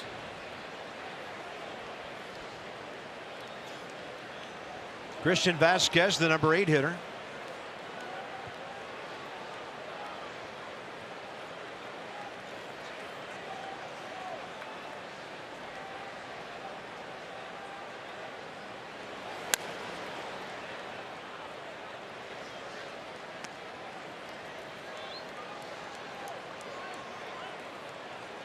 Yeah, the big part of that play is that Nunez got all the way to third.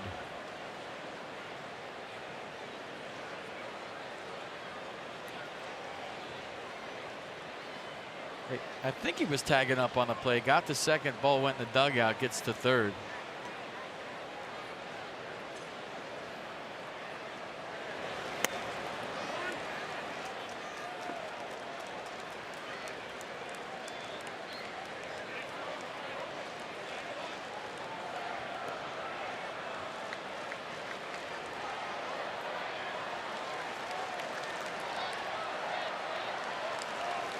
One. Vasquez hooking 1. Strike 2.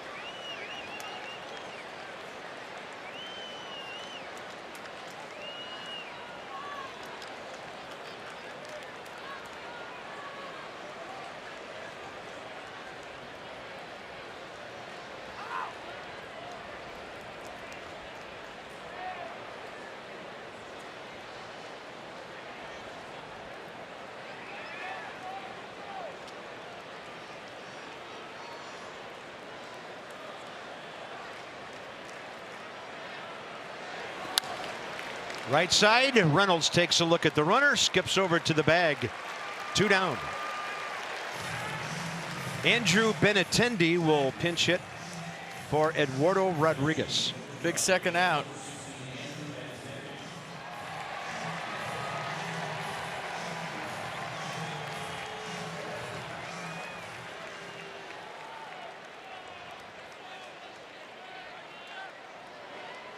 Benintendi in the series so far, 1 for 10.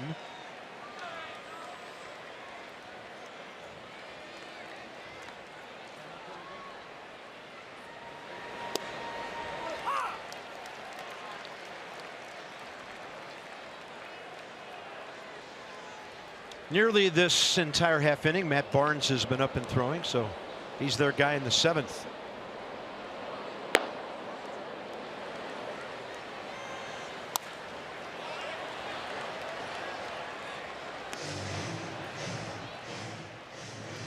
Potomac Nationals at the Fitz this Saturday. Art in the Park night. First 1,250 fans receive the Uncle Slam Paint Your Own bobblehead. Presented by Northwest Federal Credit Union. Paint your own bobblehead, Uncle Sam. That sounds like fun. Do you paint it during the game? Don't have any details on that. They will be given out after the game, though.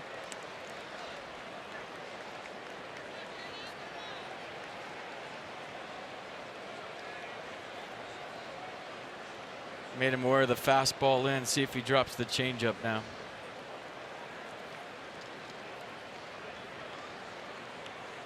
One ball, 2 strikes. Fastball up.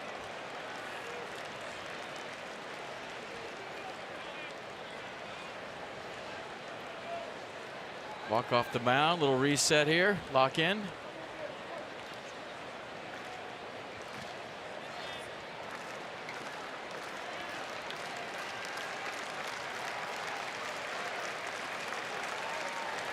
With a runner at third, it's a 2-2 with 2 outs.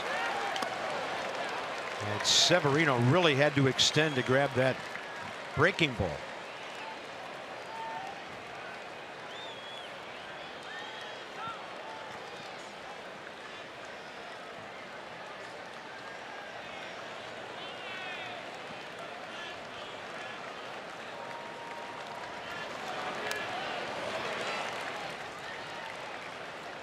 That changeup's been his best pitch this inning by far.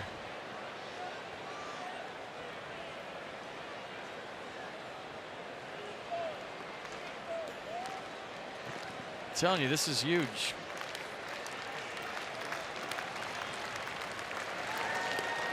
And the ball gets away on ball 4. Red Sox 2-0. A walk and a ball to the screen.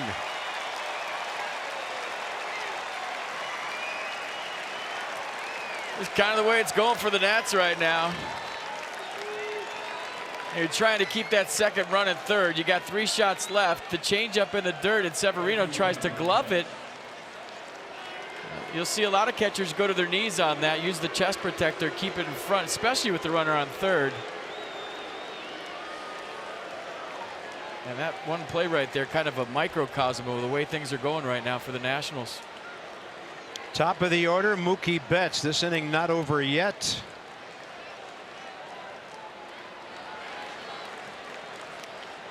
Betts 2 singles the other way today.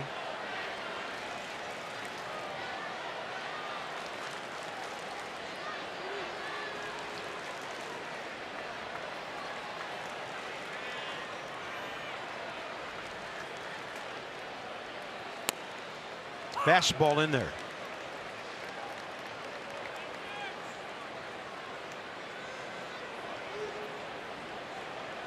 I mean, you could try to glove a ball as a catcher with the runner on first or second, but with the runner on third, you can't take that chance. You have to get in front of it.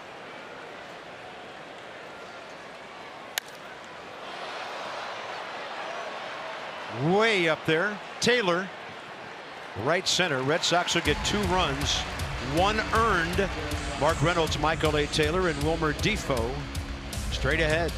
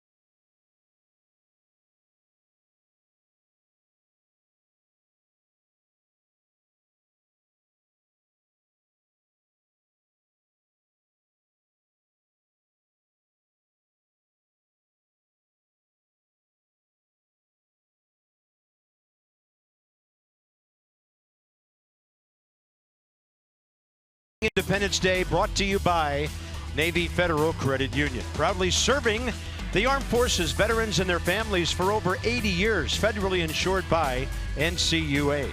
And by DynCorp International. We serve today for a better tomorrow. Happy 4th of July to all of you tuned in today. And a special thanks to our U.S. Armed Forces who protect and defend our great nation every day. I like those little camo mini bats. You can sneak up on somebody with one of those. On Friday, July 6th, be one of the first 25,000 fans to enter Nats Park and receive a Bryce Harper Patriotic bobblehead. That's presented by SAIC. Don't miss one of the hottest giveaways of the summer. Visit nationals.com for tickets today. We need to rally something. Yeah, rally hat. Turn it around. Nice. I like it. Marlins will be here tomorrow night. Jeremy Hellickson and Pablo Lopez. The Nats outscored the Fish 18-8 with 6 homers in a big ballpark. May 25, 26, 27. Everybody in on the act. And we'll need some of that offense starting tomorrow night. Like to have some of that offense starting right now in the bottom of the 7th. We'll get you going at the traditional time, 6:30, Nats Extra tomorrow night. 28-year-old Matt Barnes for the Red Sox. It will be his second appearance of the series. He pitched the 7th inning on Monday night, gave up a hit to Adam Eaton, gave up a walk to Juan Soto, and here he is as the Red Sox now are in protect mode in that 2-0 lead. A pretty big fastball, 96 on average. He'll run it up higher than that. Curveball to complement it. He'll sprinkle in a split every once in a while, but fastball is his main pitch. Remember this curveball, it's 12-6 on the clock and it's firm. Daniel Murphy will face him for the first time as Murphy hits for Reynolds here in the bottom of the 7th. As mentioned, Nats have a long bench now with Matt Adams, so Davey Martinez can choose when and who gets something going here.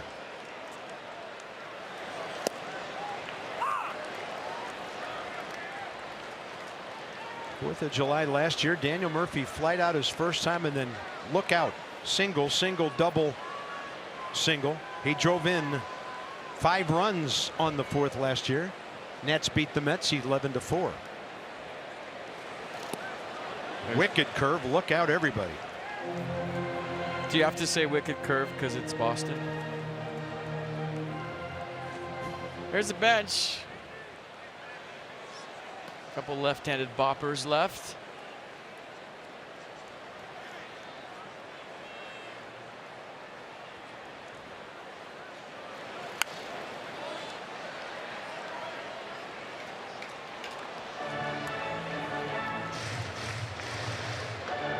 Sean Kelly, Kelvin Herrera.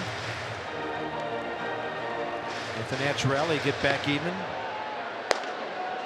Probably Herrera.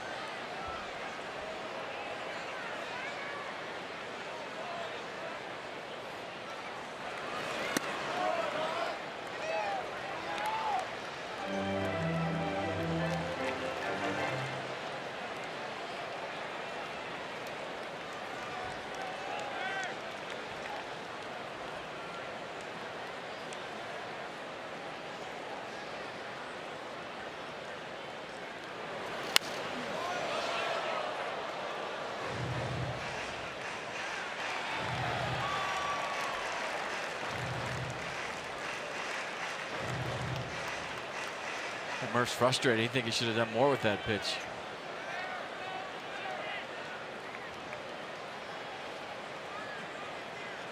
I don't know. It was 97 on the black. I think he did a good job of just fouling it off and staying in the fight.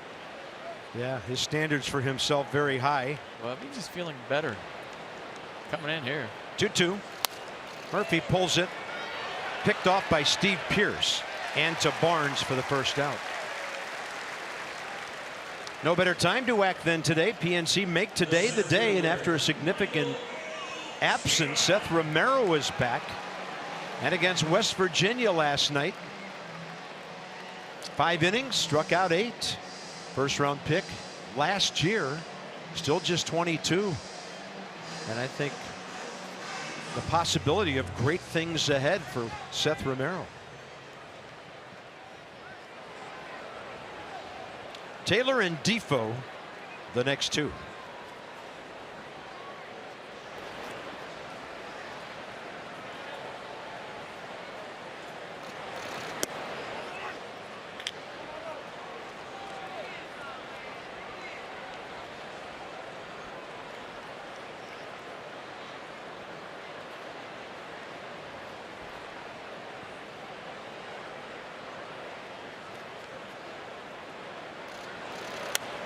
Taylor gets jammed. This went over by the dugout and right into the first row. Good catch by a guy in the second row.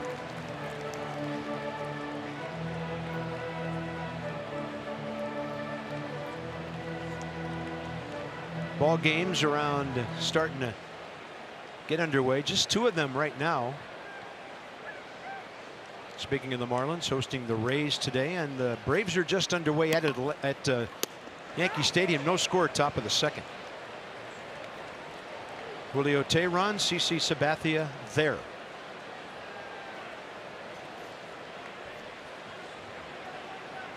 2-1 to Taylor.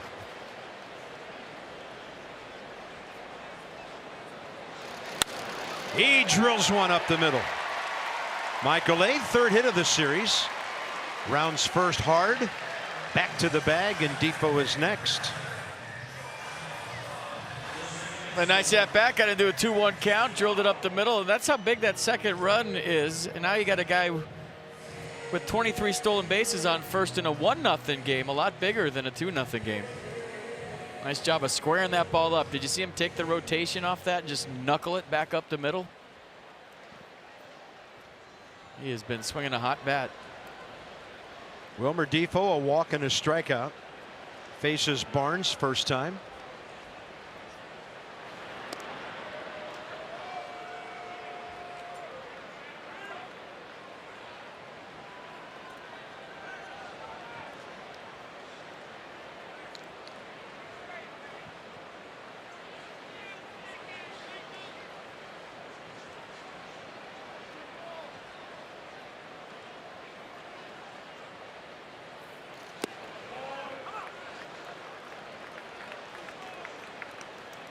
Let's go inside the numbers presented by PNC Bank. So stolen base leaders, Michael A, Turner, Inciarte swiped one yesterday. D. Gordon's up there with the Mariners.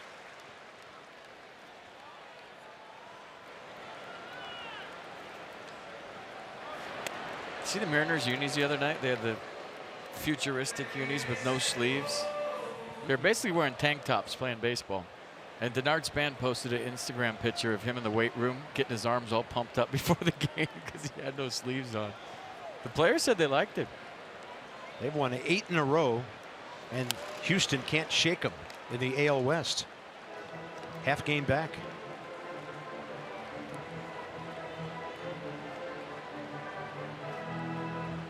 Seattle is the best team in baseball at winning one-run games.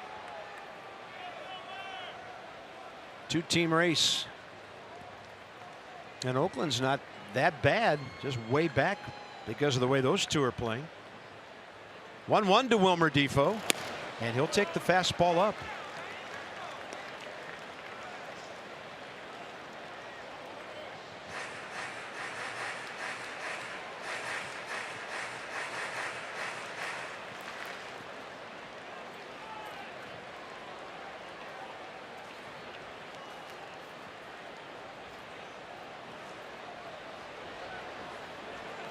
Medium lead for Taylor.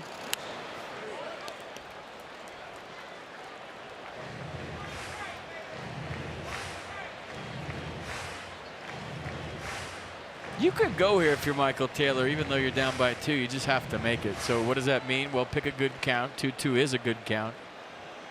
Get a good jump, and that's fine. I mean, the only time you don't go down 2-0 in the bottom of the 7th is if you got a home run hitter up that could tie it with one swing.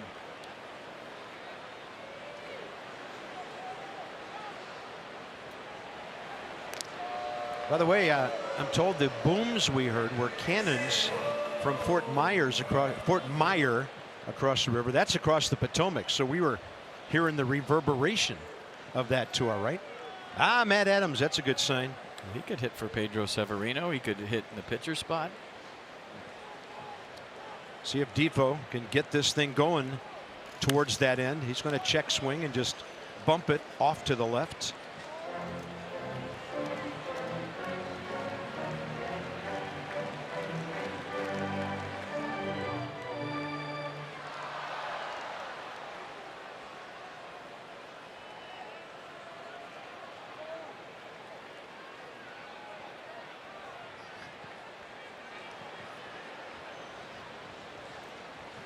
Real big lead by Taylor here. Holding as Wilmer kicks out that back foot and gets bat on ball somehow. That was an emergency cricket hack right there by Wilmer. Talk about staying alive. Cricket? Anyone?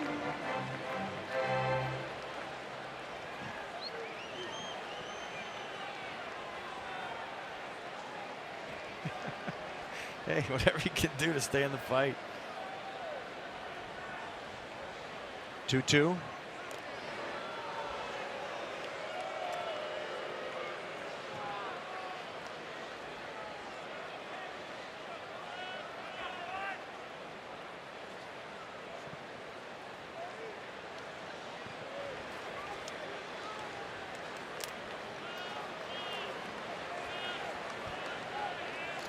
Defoe takes ball 3. Start him right here if you're Davey Martinez. A lot of managers would, a lot of managers wouldn't. We'll see what Martinez does. Yeah, how confident are you your guy's going to put the ball in play? If you got a big bopper in the dugout set to hit soon, it can keep you out of the double play.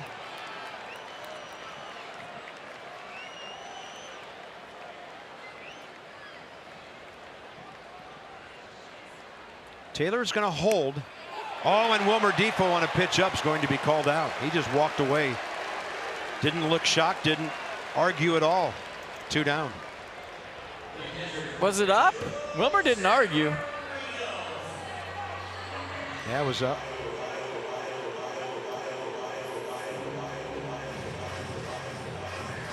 Pedro Severino, the hitter, and Adams is coming out on deck.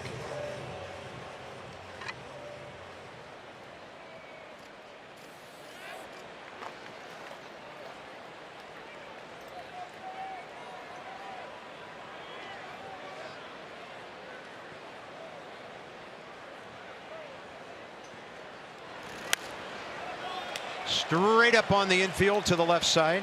Holt and Devers, third baseman, had a better angle on the sun, took it. And the Nats, 4 hits, no runs in 7 innings.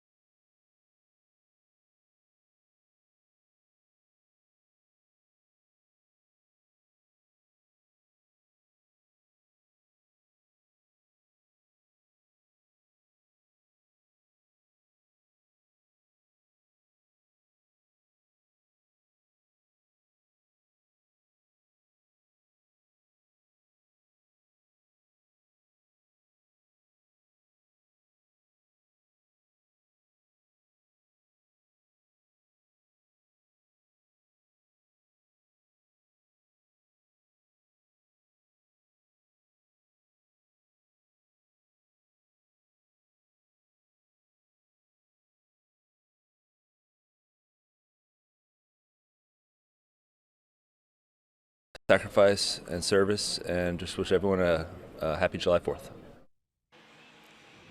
Thank you, Mark Reynolds. Great family day at the ballpark. Looking for some offense, the Nats still are after 7 innings of work. Up to the bullpen now to keep it close. Sean Kelly gets a call here in the 8th. Then you just have to kind of get to the bottom of the order, then the top, and refire things in the bottom. Yeah, got to keep it 2-0 and hope your offense can get kick-started somehow, some way. Back at the bullpen for the Red Sox is no joke. So 2 runs is a lot, especially when you're not scoring a lot of runs as an offense. But big thing, keep it 2-0. Yeah, on a day when you hold baseball's highest scoring team to 2 runs, you hope to have a shot. So we'll see how these last 2 frames go for the Nationals as Sean Kelly is on.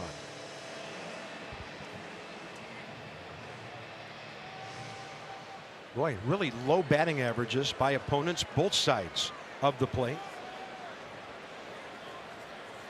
And first up for the Sox in the 8th, Brock Holt, JD Martinez, and Steve Pearce.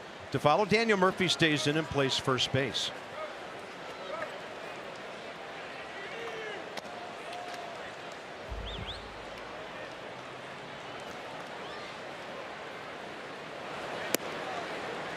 And Daniel's time at first will be affected now by the return of Matt Adams.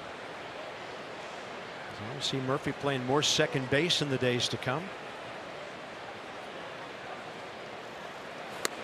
Fastball up and in from Kelly. Brock Holt for 1 career against him. And the report loud through the sky here. Another cannon fired.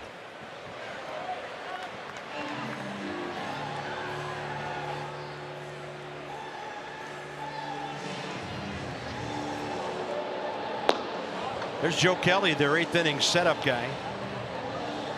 He got things set up for Craig Kimbrell here. On Monday, gave up the long Bryce Harper homer. More on that. And Sean Kelly jamming the left-handed batter into a foul ball back.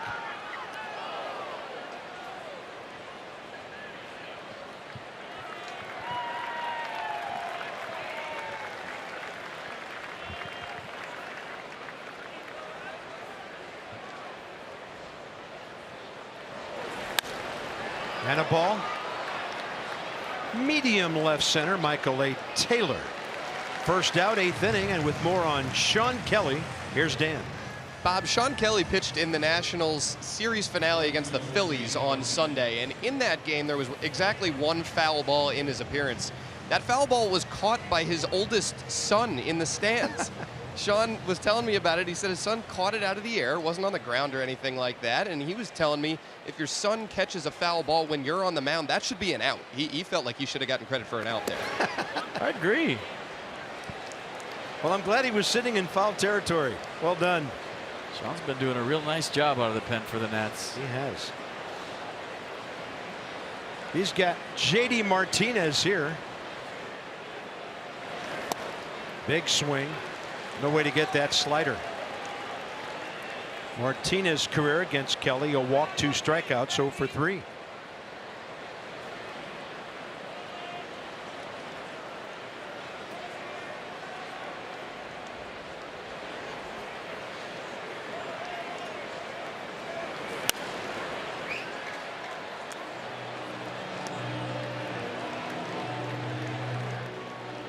Shiftage because of that.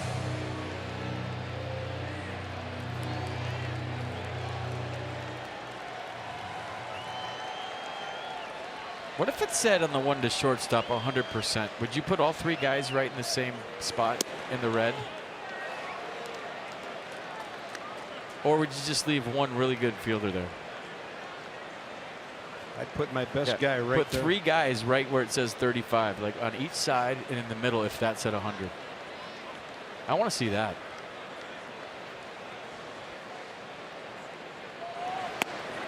Strike 3, he says. Jordan Baker calls out Martinez. 2 outs in the 8th. Yeah, well, with the slider, I think obviously Martinez locked up, looking fastball all the way. Or maybe looking for that slider down the way, and it just stayed up. Either way, strike 3, 2 outs. Steve Pearce against Kelly now. Career matchup 0 for 3.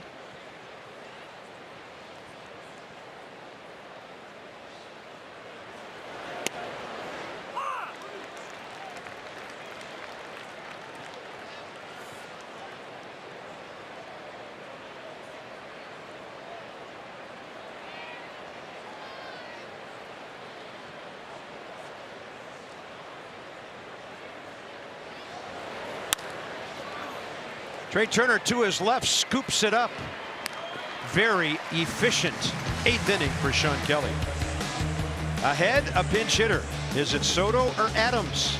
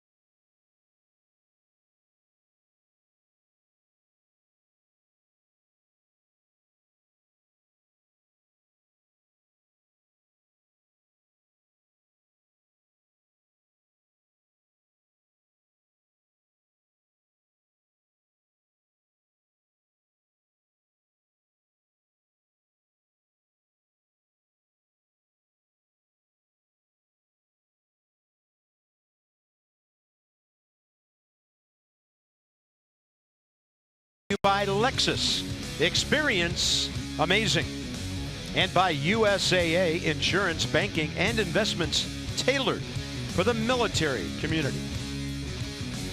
Looking down toward the confluence of the Anacostia, the Potomac in the distance. Masson speedboat getting ready for some holiday action. Some of the clearest water you'll ever see in the world, right there. I tell you, I did notice yesterday coming across the Potomac, it is a lot bluer than it was several weeks ago after all the rain and all the flooding. You can see those tires right at the bottom, like they're right on top of you. See the numbers on Joe Kelly. Opponent's hitting 183. Big fastball, mid to upper 90s. Saw him throw a 2-0 fastball to Bryce Harper the other night. He wasn't having it. So fastball, slider, curveball change. Fastball average is 98.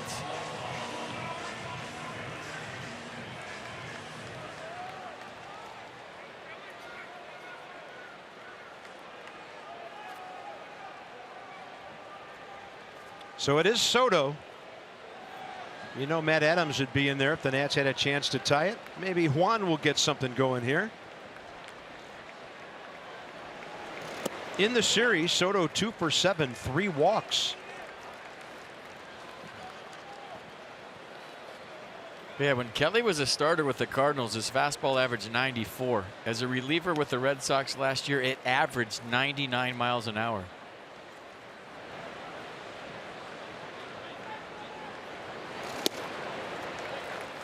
Kind of a short arm, quick arm delivery too, on top of being upper 90s. But that was in 2012 as a Cardinal. 94.4 on average. Last year, 99.0. Yeah, pedal to the metal for 1 inning as a reliever.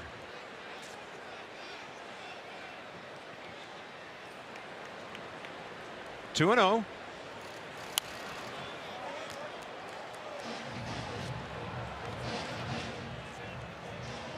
Now we're talking about guys under 25. Highest OPS this year. Mookie on that list. Well, that's some serious company right there. Game's in good shape. Those are all great players.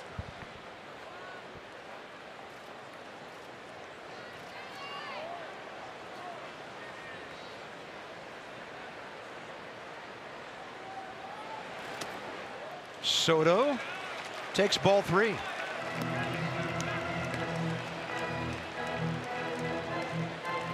See if he can get a fastball here and click one out front.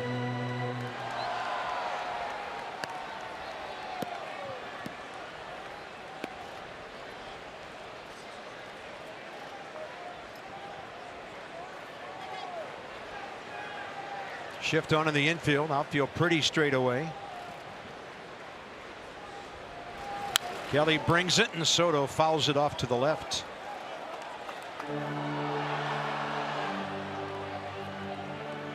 Well, I could have set a trap right there for a 3-2 fastball. A little late on the 3-1 heater. Probably tried to get too big. But you'd think that Kelly will throw him a fastball here, 3-2, up by 2. 1-0, I don't know. 2-0, probably get a heater. We'll see.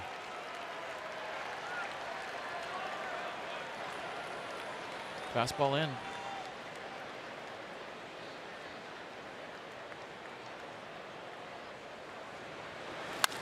Soto, and right there is Eduardo Nunez on the shift in right field. Great at bat. Can't ask for anything more out of a guy off the bench. So got to a 3-1 count, fouled it off, made the adjustment, right? He was late on 3-1, shortened up his swing 3-2, and the big league hanging with him on the line out to second.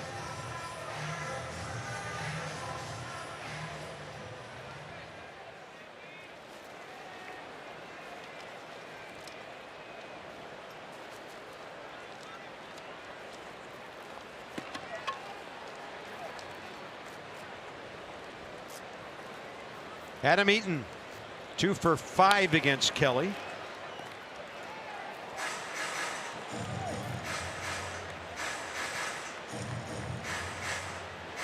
Well, if you're Davey Martinez, you'd love this inning to get to Anthony Rendon, however it gets there.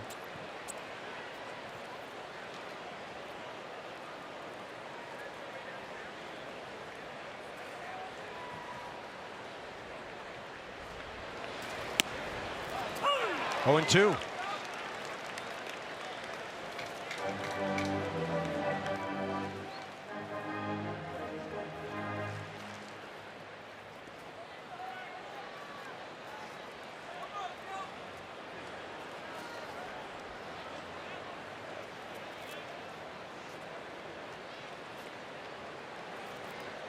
Target up. Yeah, they want a high fastball.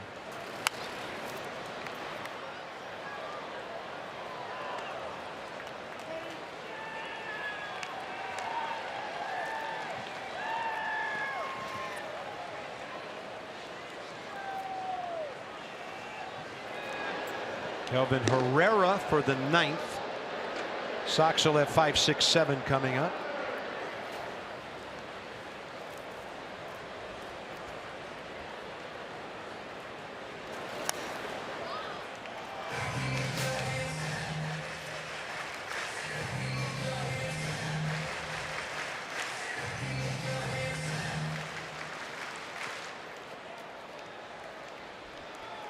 Yankees are running the second against Atlanta, 1-0 there. 2-0 here. Adam Eaton with an 0-2 count, 1 out.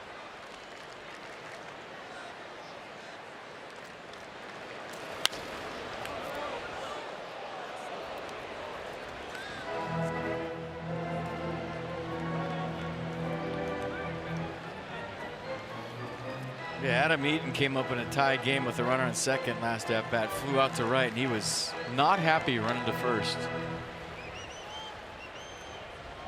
Kind of hear him all the way up here. And as a manager, you like that.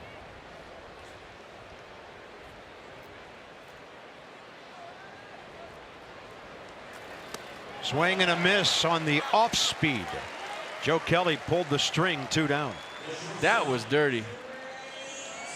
You talk about a guy throwing almost 100 and he drops that curveball on you. That was filthy. Watch the break on this.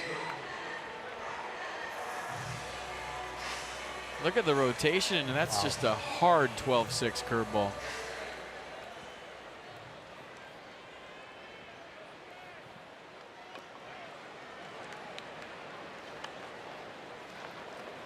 Trey Turner 2 for 3. 2 grounders hard up the middle. Actually, 1 a flare and 1 a grounder, and then a bouncing ball to third, and Kelly ahead.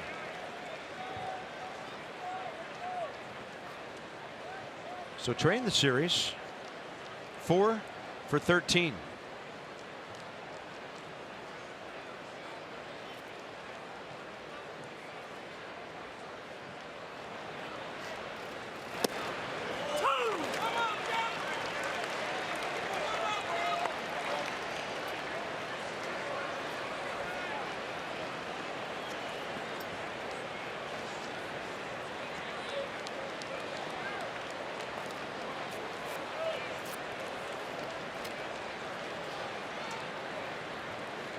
Go fastball here again.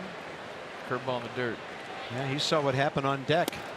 He gets a fastball and 99's by him. Nats go 1-2-3 into the ninth. 2-0 Boston.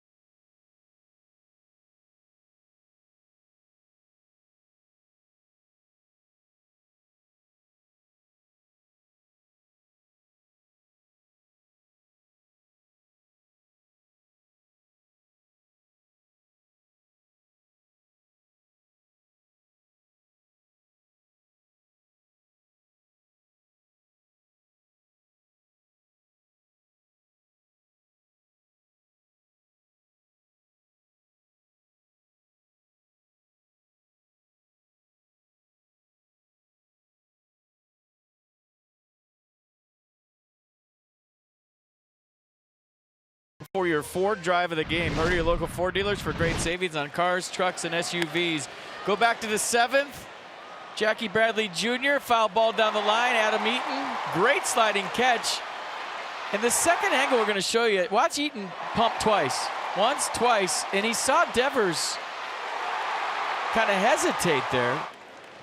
And I think that's why he pumped twice. He thought he was going to stop and had to reload, and by then it was too late. To the top of the ninth in a hold-'em situation, Kelvin Herrera, the Nats' 28-year-old right-hander, and this will be his 7th appearance. 4 Ks, 3 hits, 2 earned runs in 6 innings so far. Juan Soto stays into play left, so Adam Eaton off his feet the rest of the day. Nats pitcher batting first.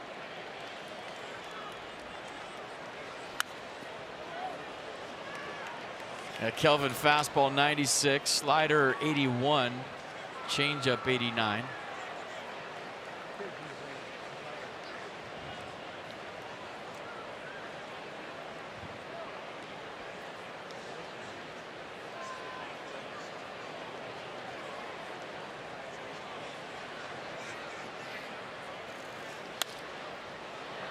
Out to left for Soto. Bullpen continues to be solid. Ryan Madsen had a rough 7th, couple of hits, 1 earned, 1 unearned. But Grace, Kinsler, who pitched around 2 hits, Kelly, and now Herrera, trying to keep this a 2-0 game with 3-4-5 coming up. That's Rendon, Harper, Murphy.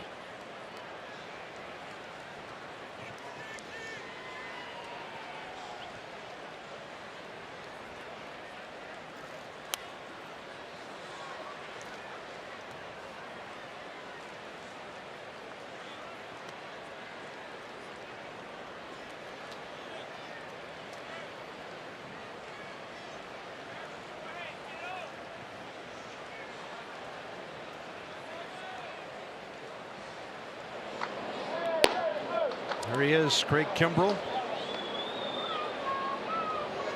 25th save here Monday night.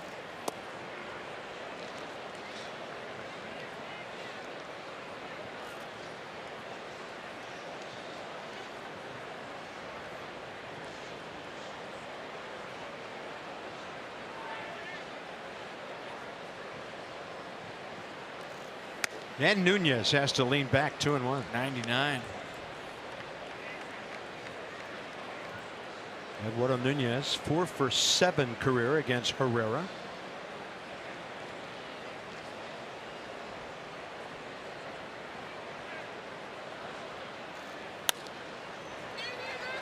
Somebody hollering in, and Michael A. Taylor can't get to it.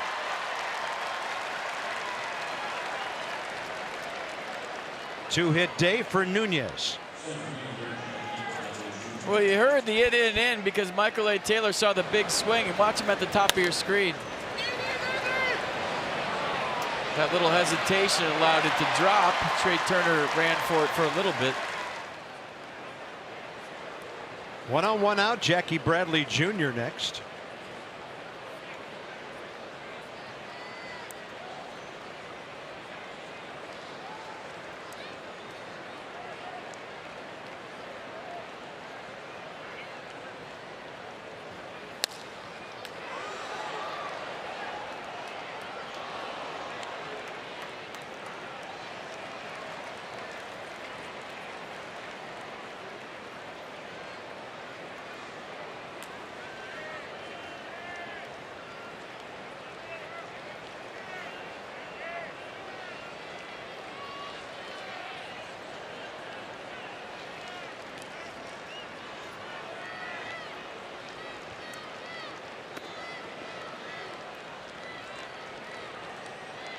You know, it was really good at going back on the pop-ups at short, as good as I've ever seen. Omar Vizquel was great. Ian Desmond, he used to go back and show tons of range on pop-ups in left field. He'd go flying out there, do the over-the-shoulder catches. Danny Espinosa was good at those too. I was thinking about Danny because those two together had middle infield range into the outfield like I had never seen before. Yeah. You know, two guys playing at the same time. Tough to drop one out there on those guys. 2 balls, 1 strike to Jackie Bradley Jr.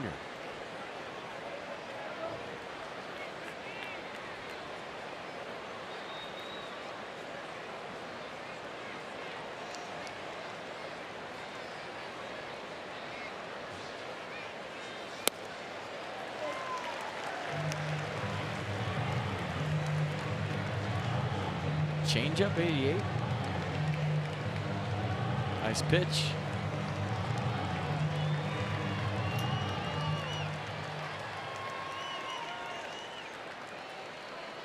See if Nunez decides to go here. 3-2.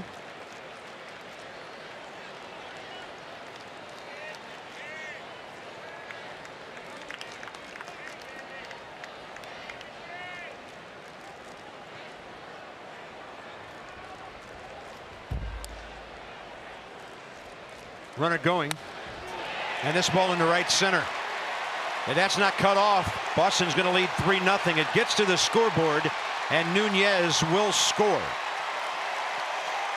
Bradley drives in a run, his second of the day. Red Sox 3, Nationals 0.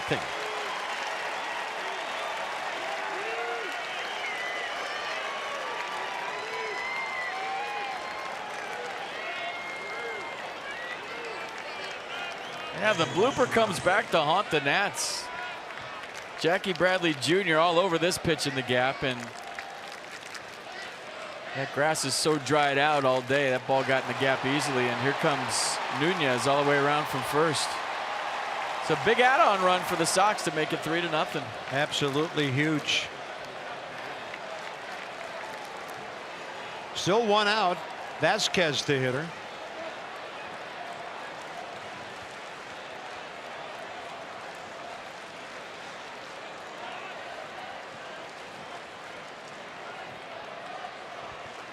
Sox catcher 0 for 3 today, and others on deck. Bradley took off.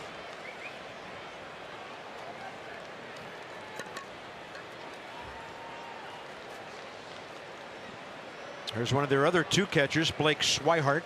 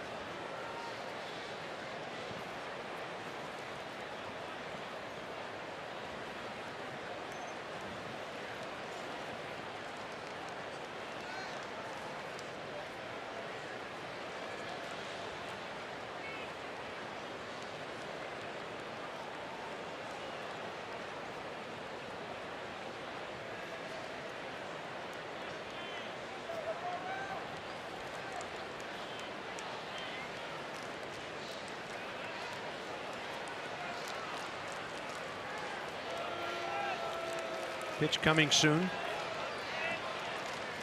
Yeah, I can't wait to see Kelvin Herrera pitch with a lead. I just think for a guy that closes games and has closed games, that when he comes in with a deficit to hold it, it's just uncharted waters for him. You know, you're a pro, you get paid to get outs. The situation should be irrelevant, but when you talk to relievers, you know, they're accustomed to one thing. They're creatures of habit, and they live off that adrenaline. Craig Kimbrell's numbers, for instance. He's a perfect example of a guy who's, when he's not in a save opportunity, isn't the same guy. Yeah, situations they live for.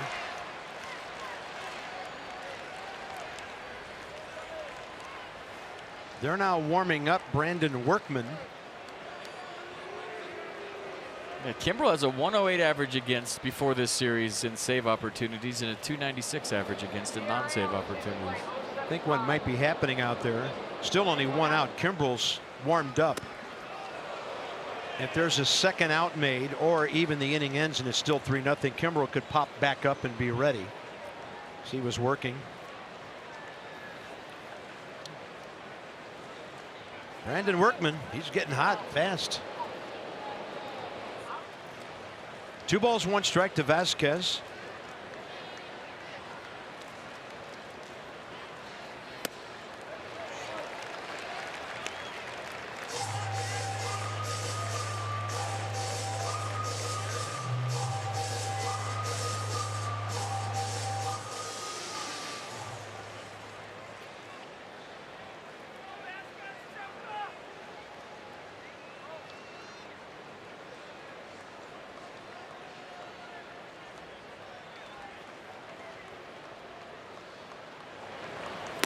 Big breaking ball, swing and a miss, 2 outs.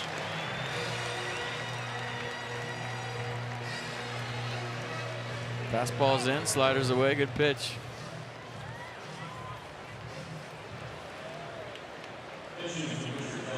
It'll be the catcher, Blake Swihart, pinch hitting here.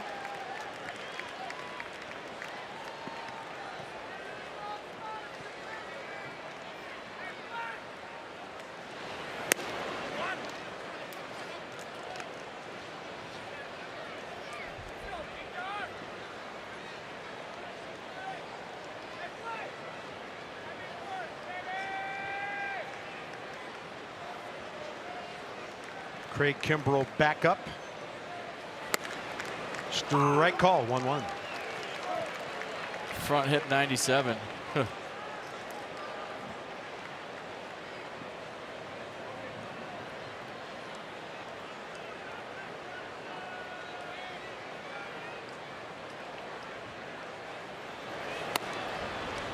And he got the call on the edge. 1-2.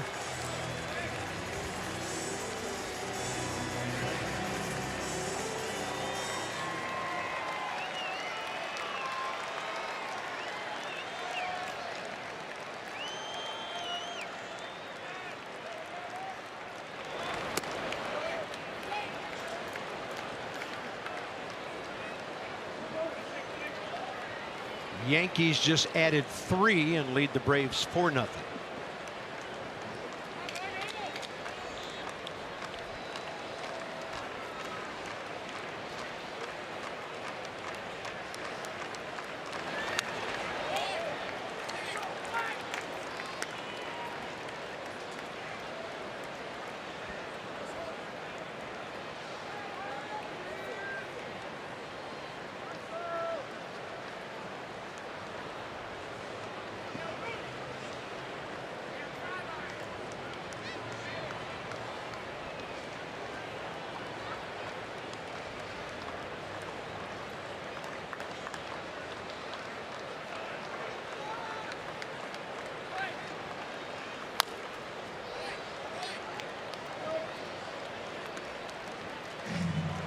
Showing him everything. Fastball, changeup, slider, fastball up, slider down and in, moving it all over. Swihart's fighting off the bench. It's not easy to come off the bench. See this, the spray chart there, if you will.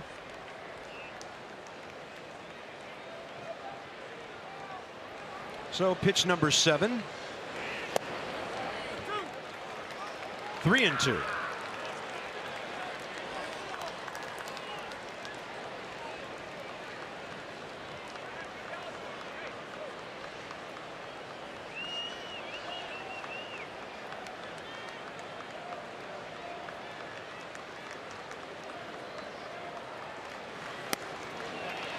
Two-out walk. It's good at bat. Another AB for Mookie Betts,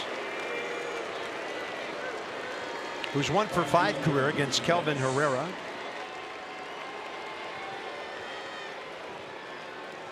Two for 4 today, and in the series, 4 for 12. 2 walks. Justin Miller's been warming for the last few minutes.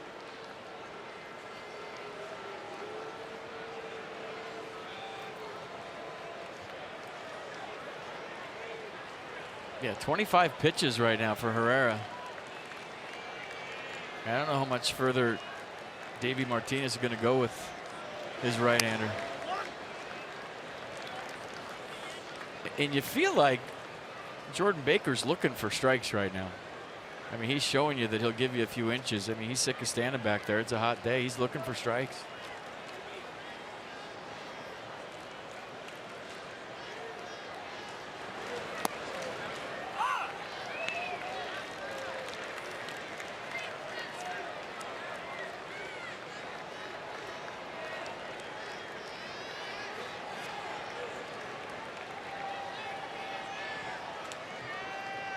One ball, one strike.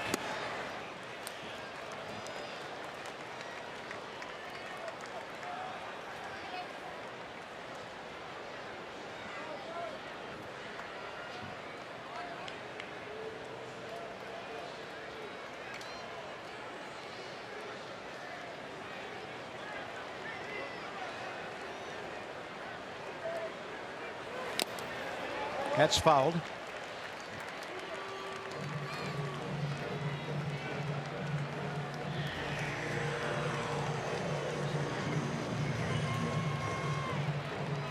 Longest outing as an ad in terms of pitches here. Number 30 will be next. He had 33 with Kansas City in one outing. Pardon me, 31 in one outing with Kansas City.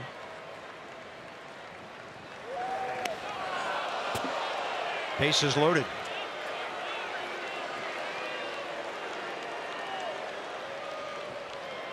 I think that's his last hitter. Here comes Davey Martinez. He's going to make a change. Trying to keep it a 3-0 game. Doesn't want the pitch count to go any higher. And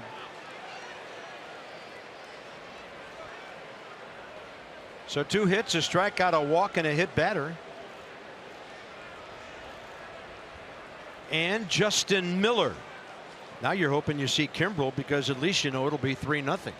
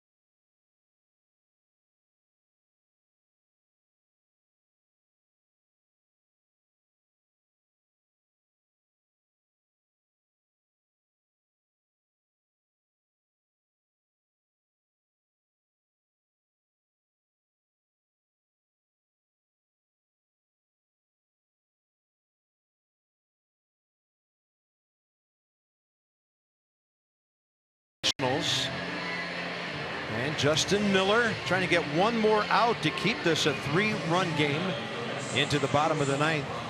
17th appearance, 15 hits in 22 innings, 34 on the strikeout ledger. Yeah, opponent's at 190 against Justin. Got the closed set position way over on the third base side of the rubber. Steps toward the third base line. Big time crossfire guy. Got the invisible fastball at 94, seems like. Slider to go with it.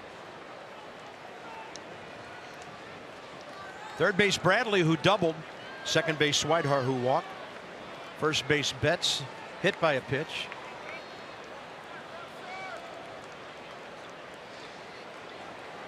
So it's Brock Holt.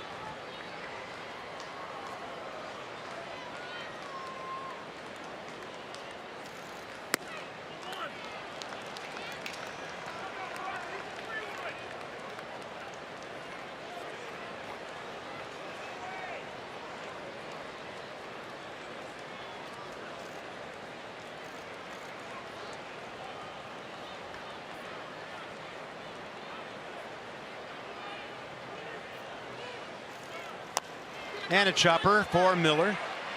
He's going to just toss it for a 1-2 force play to end the inning. Rendon, Harper, and Reynolds, and and Murphy, and it will be Craig Kimbrell.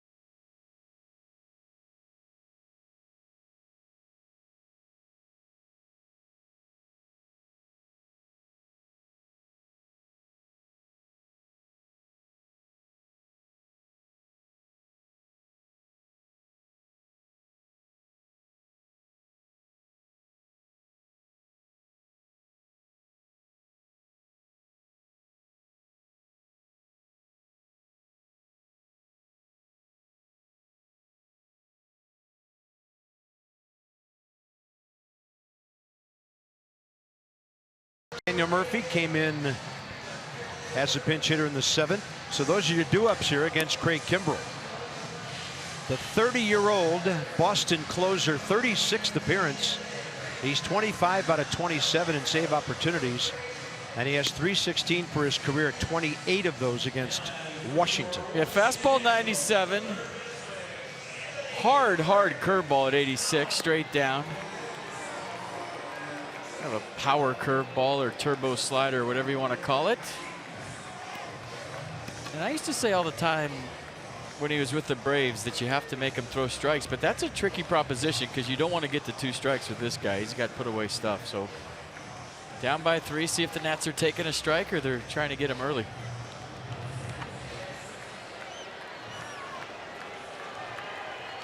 Anthony Rendon, career against Craig Kimbrell, 1 for 4 with a homer and 2 RBIs.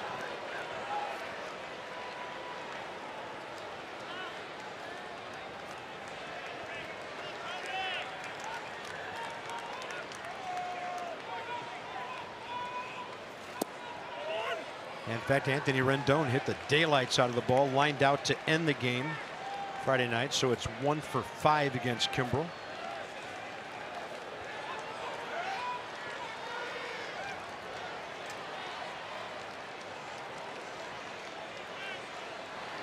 One-0 pitch, fastball for a strike. Yeah, taking a strike all the way. Now I go to work.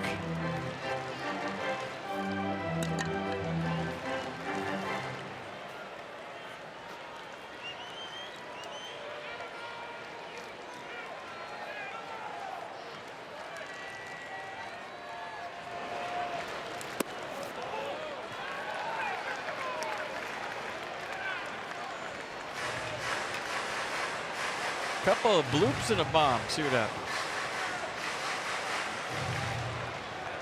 Strange game. Never know. Yeah, you can suffer for 3 hours and win a game in 5 minutes. You never know. 2-1. Rendon gashing one up the middle. With authority, his last 2 swings against Craig Kimbrell have really been something. He had a bullet to center his last time up. Now something to show for the day. Line drive right back where it came from. So leadoff man aboard. One more and I'll say game on. Bryce Harper career against Kimbrell. 2 for 8. This would not be the worst time to lay down a bunt. Down by 3. They're in a shift. Bunt it hard to third, get the tie and run at the plate. Yeah, Devers at least 50 feet from third base. And Kimbrell with the hook gets ahead.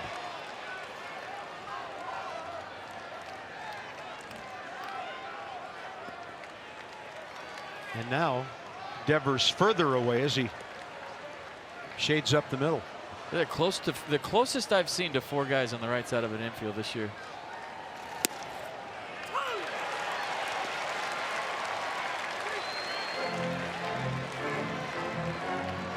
Look at that.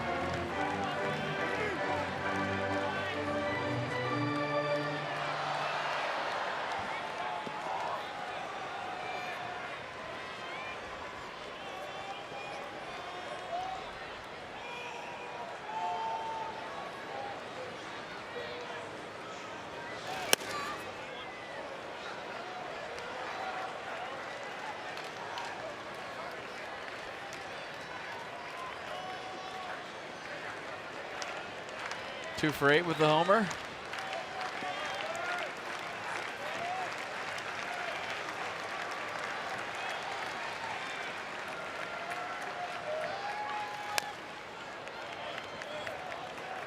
You saw that sign, the fastball with the thumb extended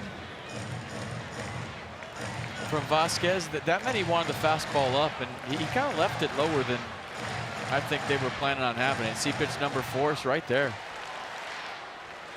And they're pounding him in. We haven't seen this in a long time with Bryce. Usually everything's been away for the last month. Yeah, even after they saw that swing 2 nights ago. 1-2. Harper hooking. And about 5 or 6 feet foul when it hit the barrier.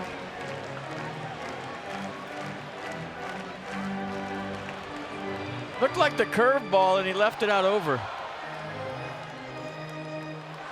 Bryce just out front.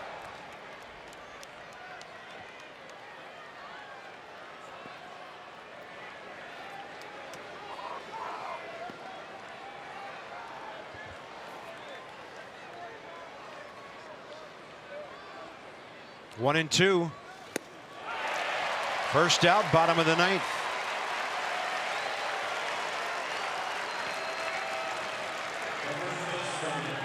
Yeah, fastball up, 96, out of the zone. Way out of the zone. Bryce can't lay off.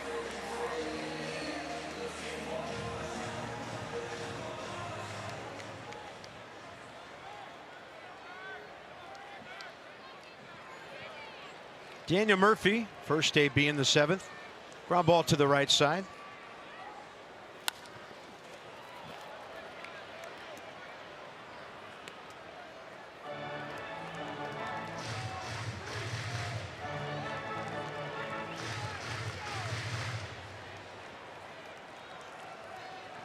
Career against Kimbrell, 1 for 9.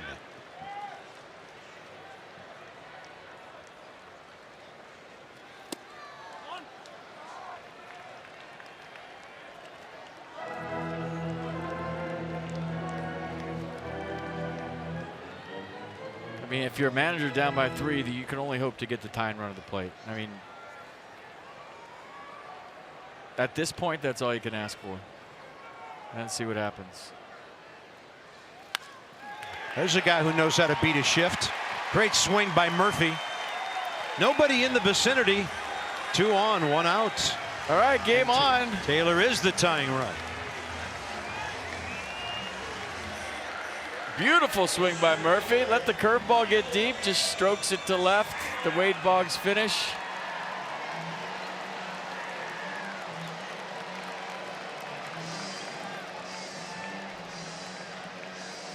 And Matt Adams is lurking down there somewhere too. Don't forget about that. Be a heck of an AB off the DL, right? Game on the line facing Craig Kimbrell. Welcome back for that one. He's in there. He's had his helmet on for a while.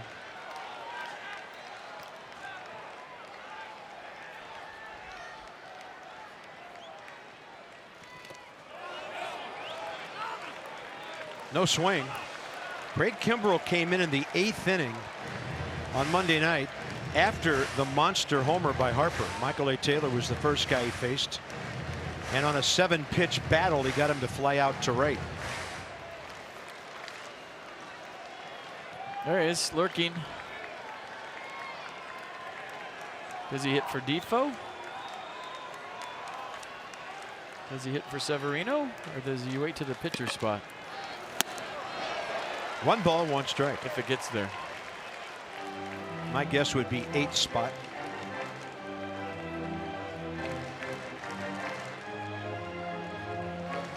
Hope we get a chance to debate that. So 2 on, 1 out. Taylor base hit up the middle last time. In the series, 3 for 8.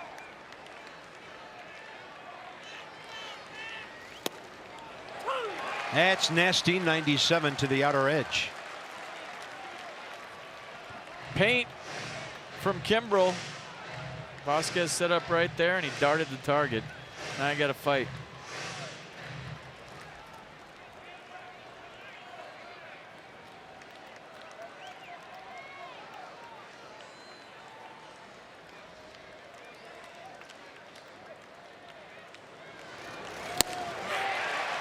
Two outs. Up to Wilmer Defoe to get Matt Adams to the plate.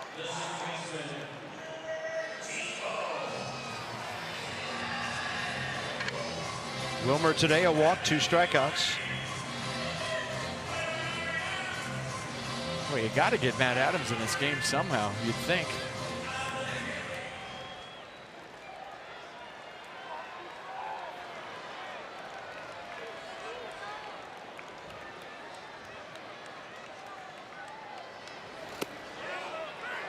Didn't look like he checked, and Vic Carapazza says strike 1.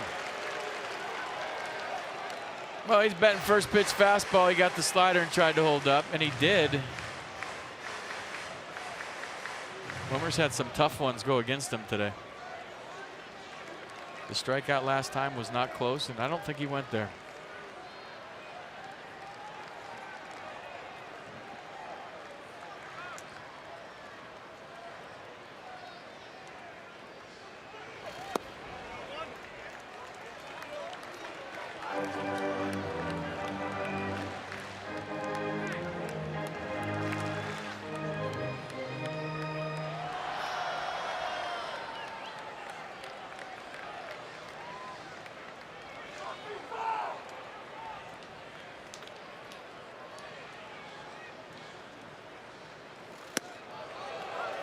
Two and 1.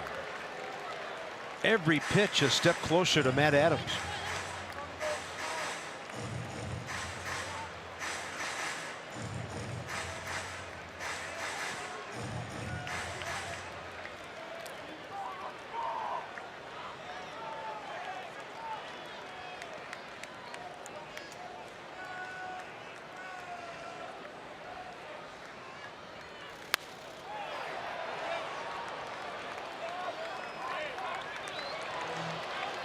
Craig Kimbrell, by the way, has given up 5 home runs this year. Yeah, go out and talk about it. Maybe they saw something at second base they're not comfortable with, but a big pitch coming.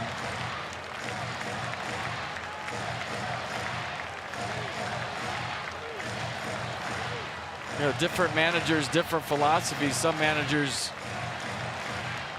like to get that big home run hitter up there when they're down by 3 as the tying run. Some, are worried about if it gets tied and there's who you're going to put where at defense. So there's different ways to go about it. You can fire all your bullets and worry about defense later, or you can hope that it gets to them. 2 ways to go about it. 2 balls, 2 strikes. Wilmer Defoe pops it up. Having a look, Vasquez. Nats are swept by the Red Sox and shut out for the 9th time this year.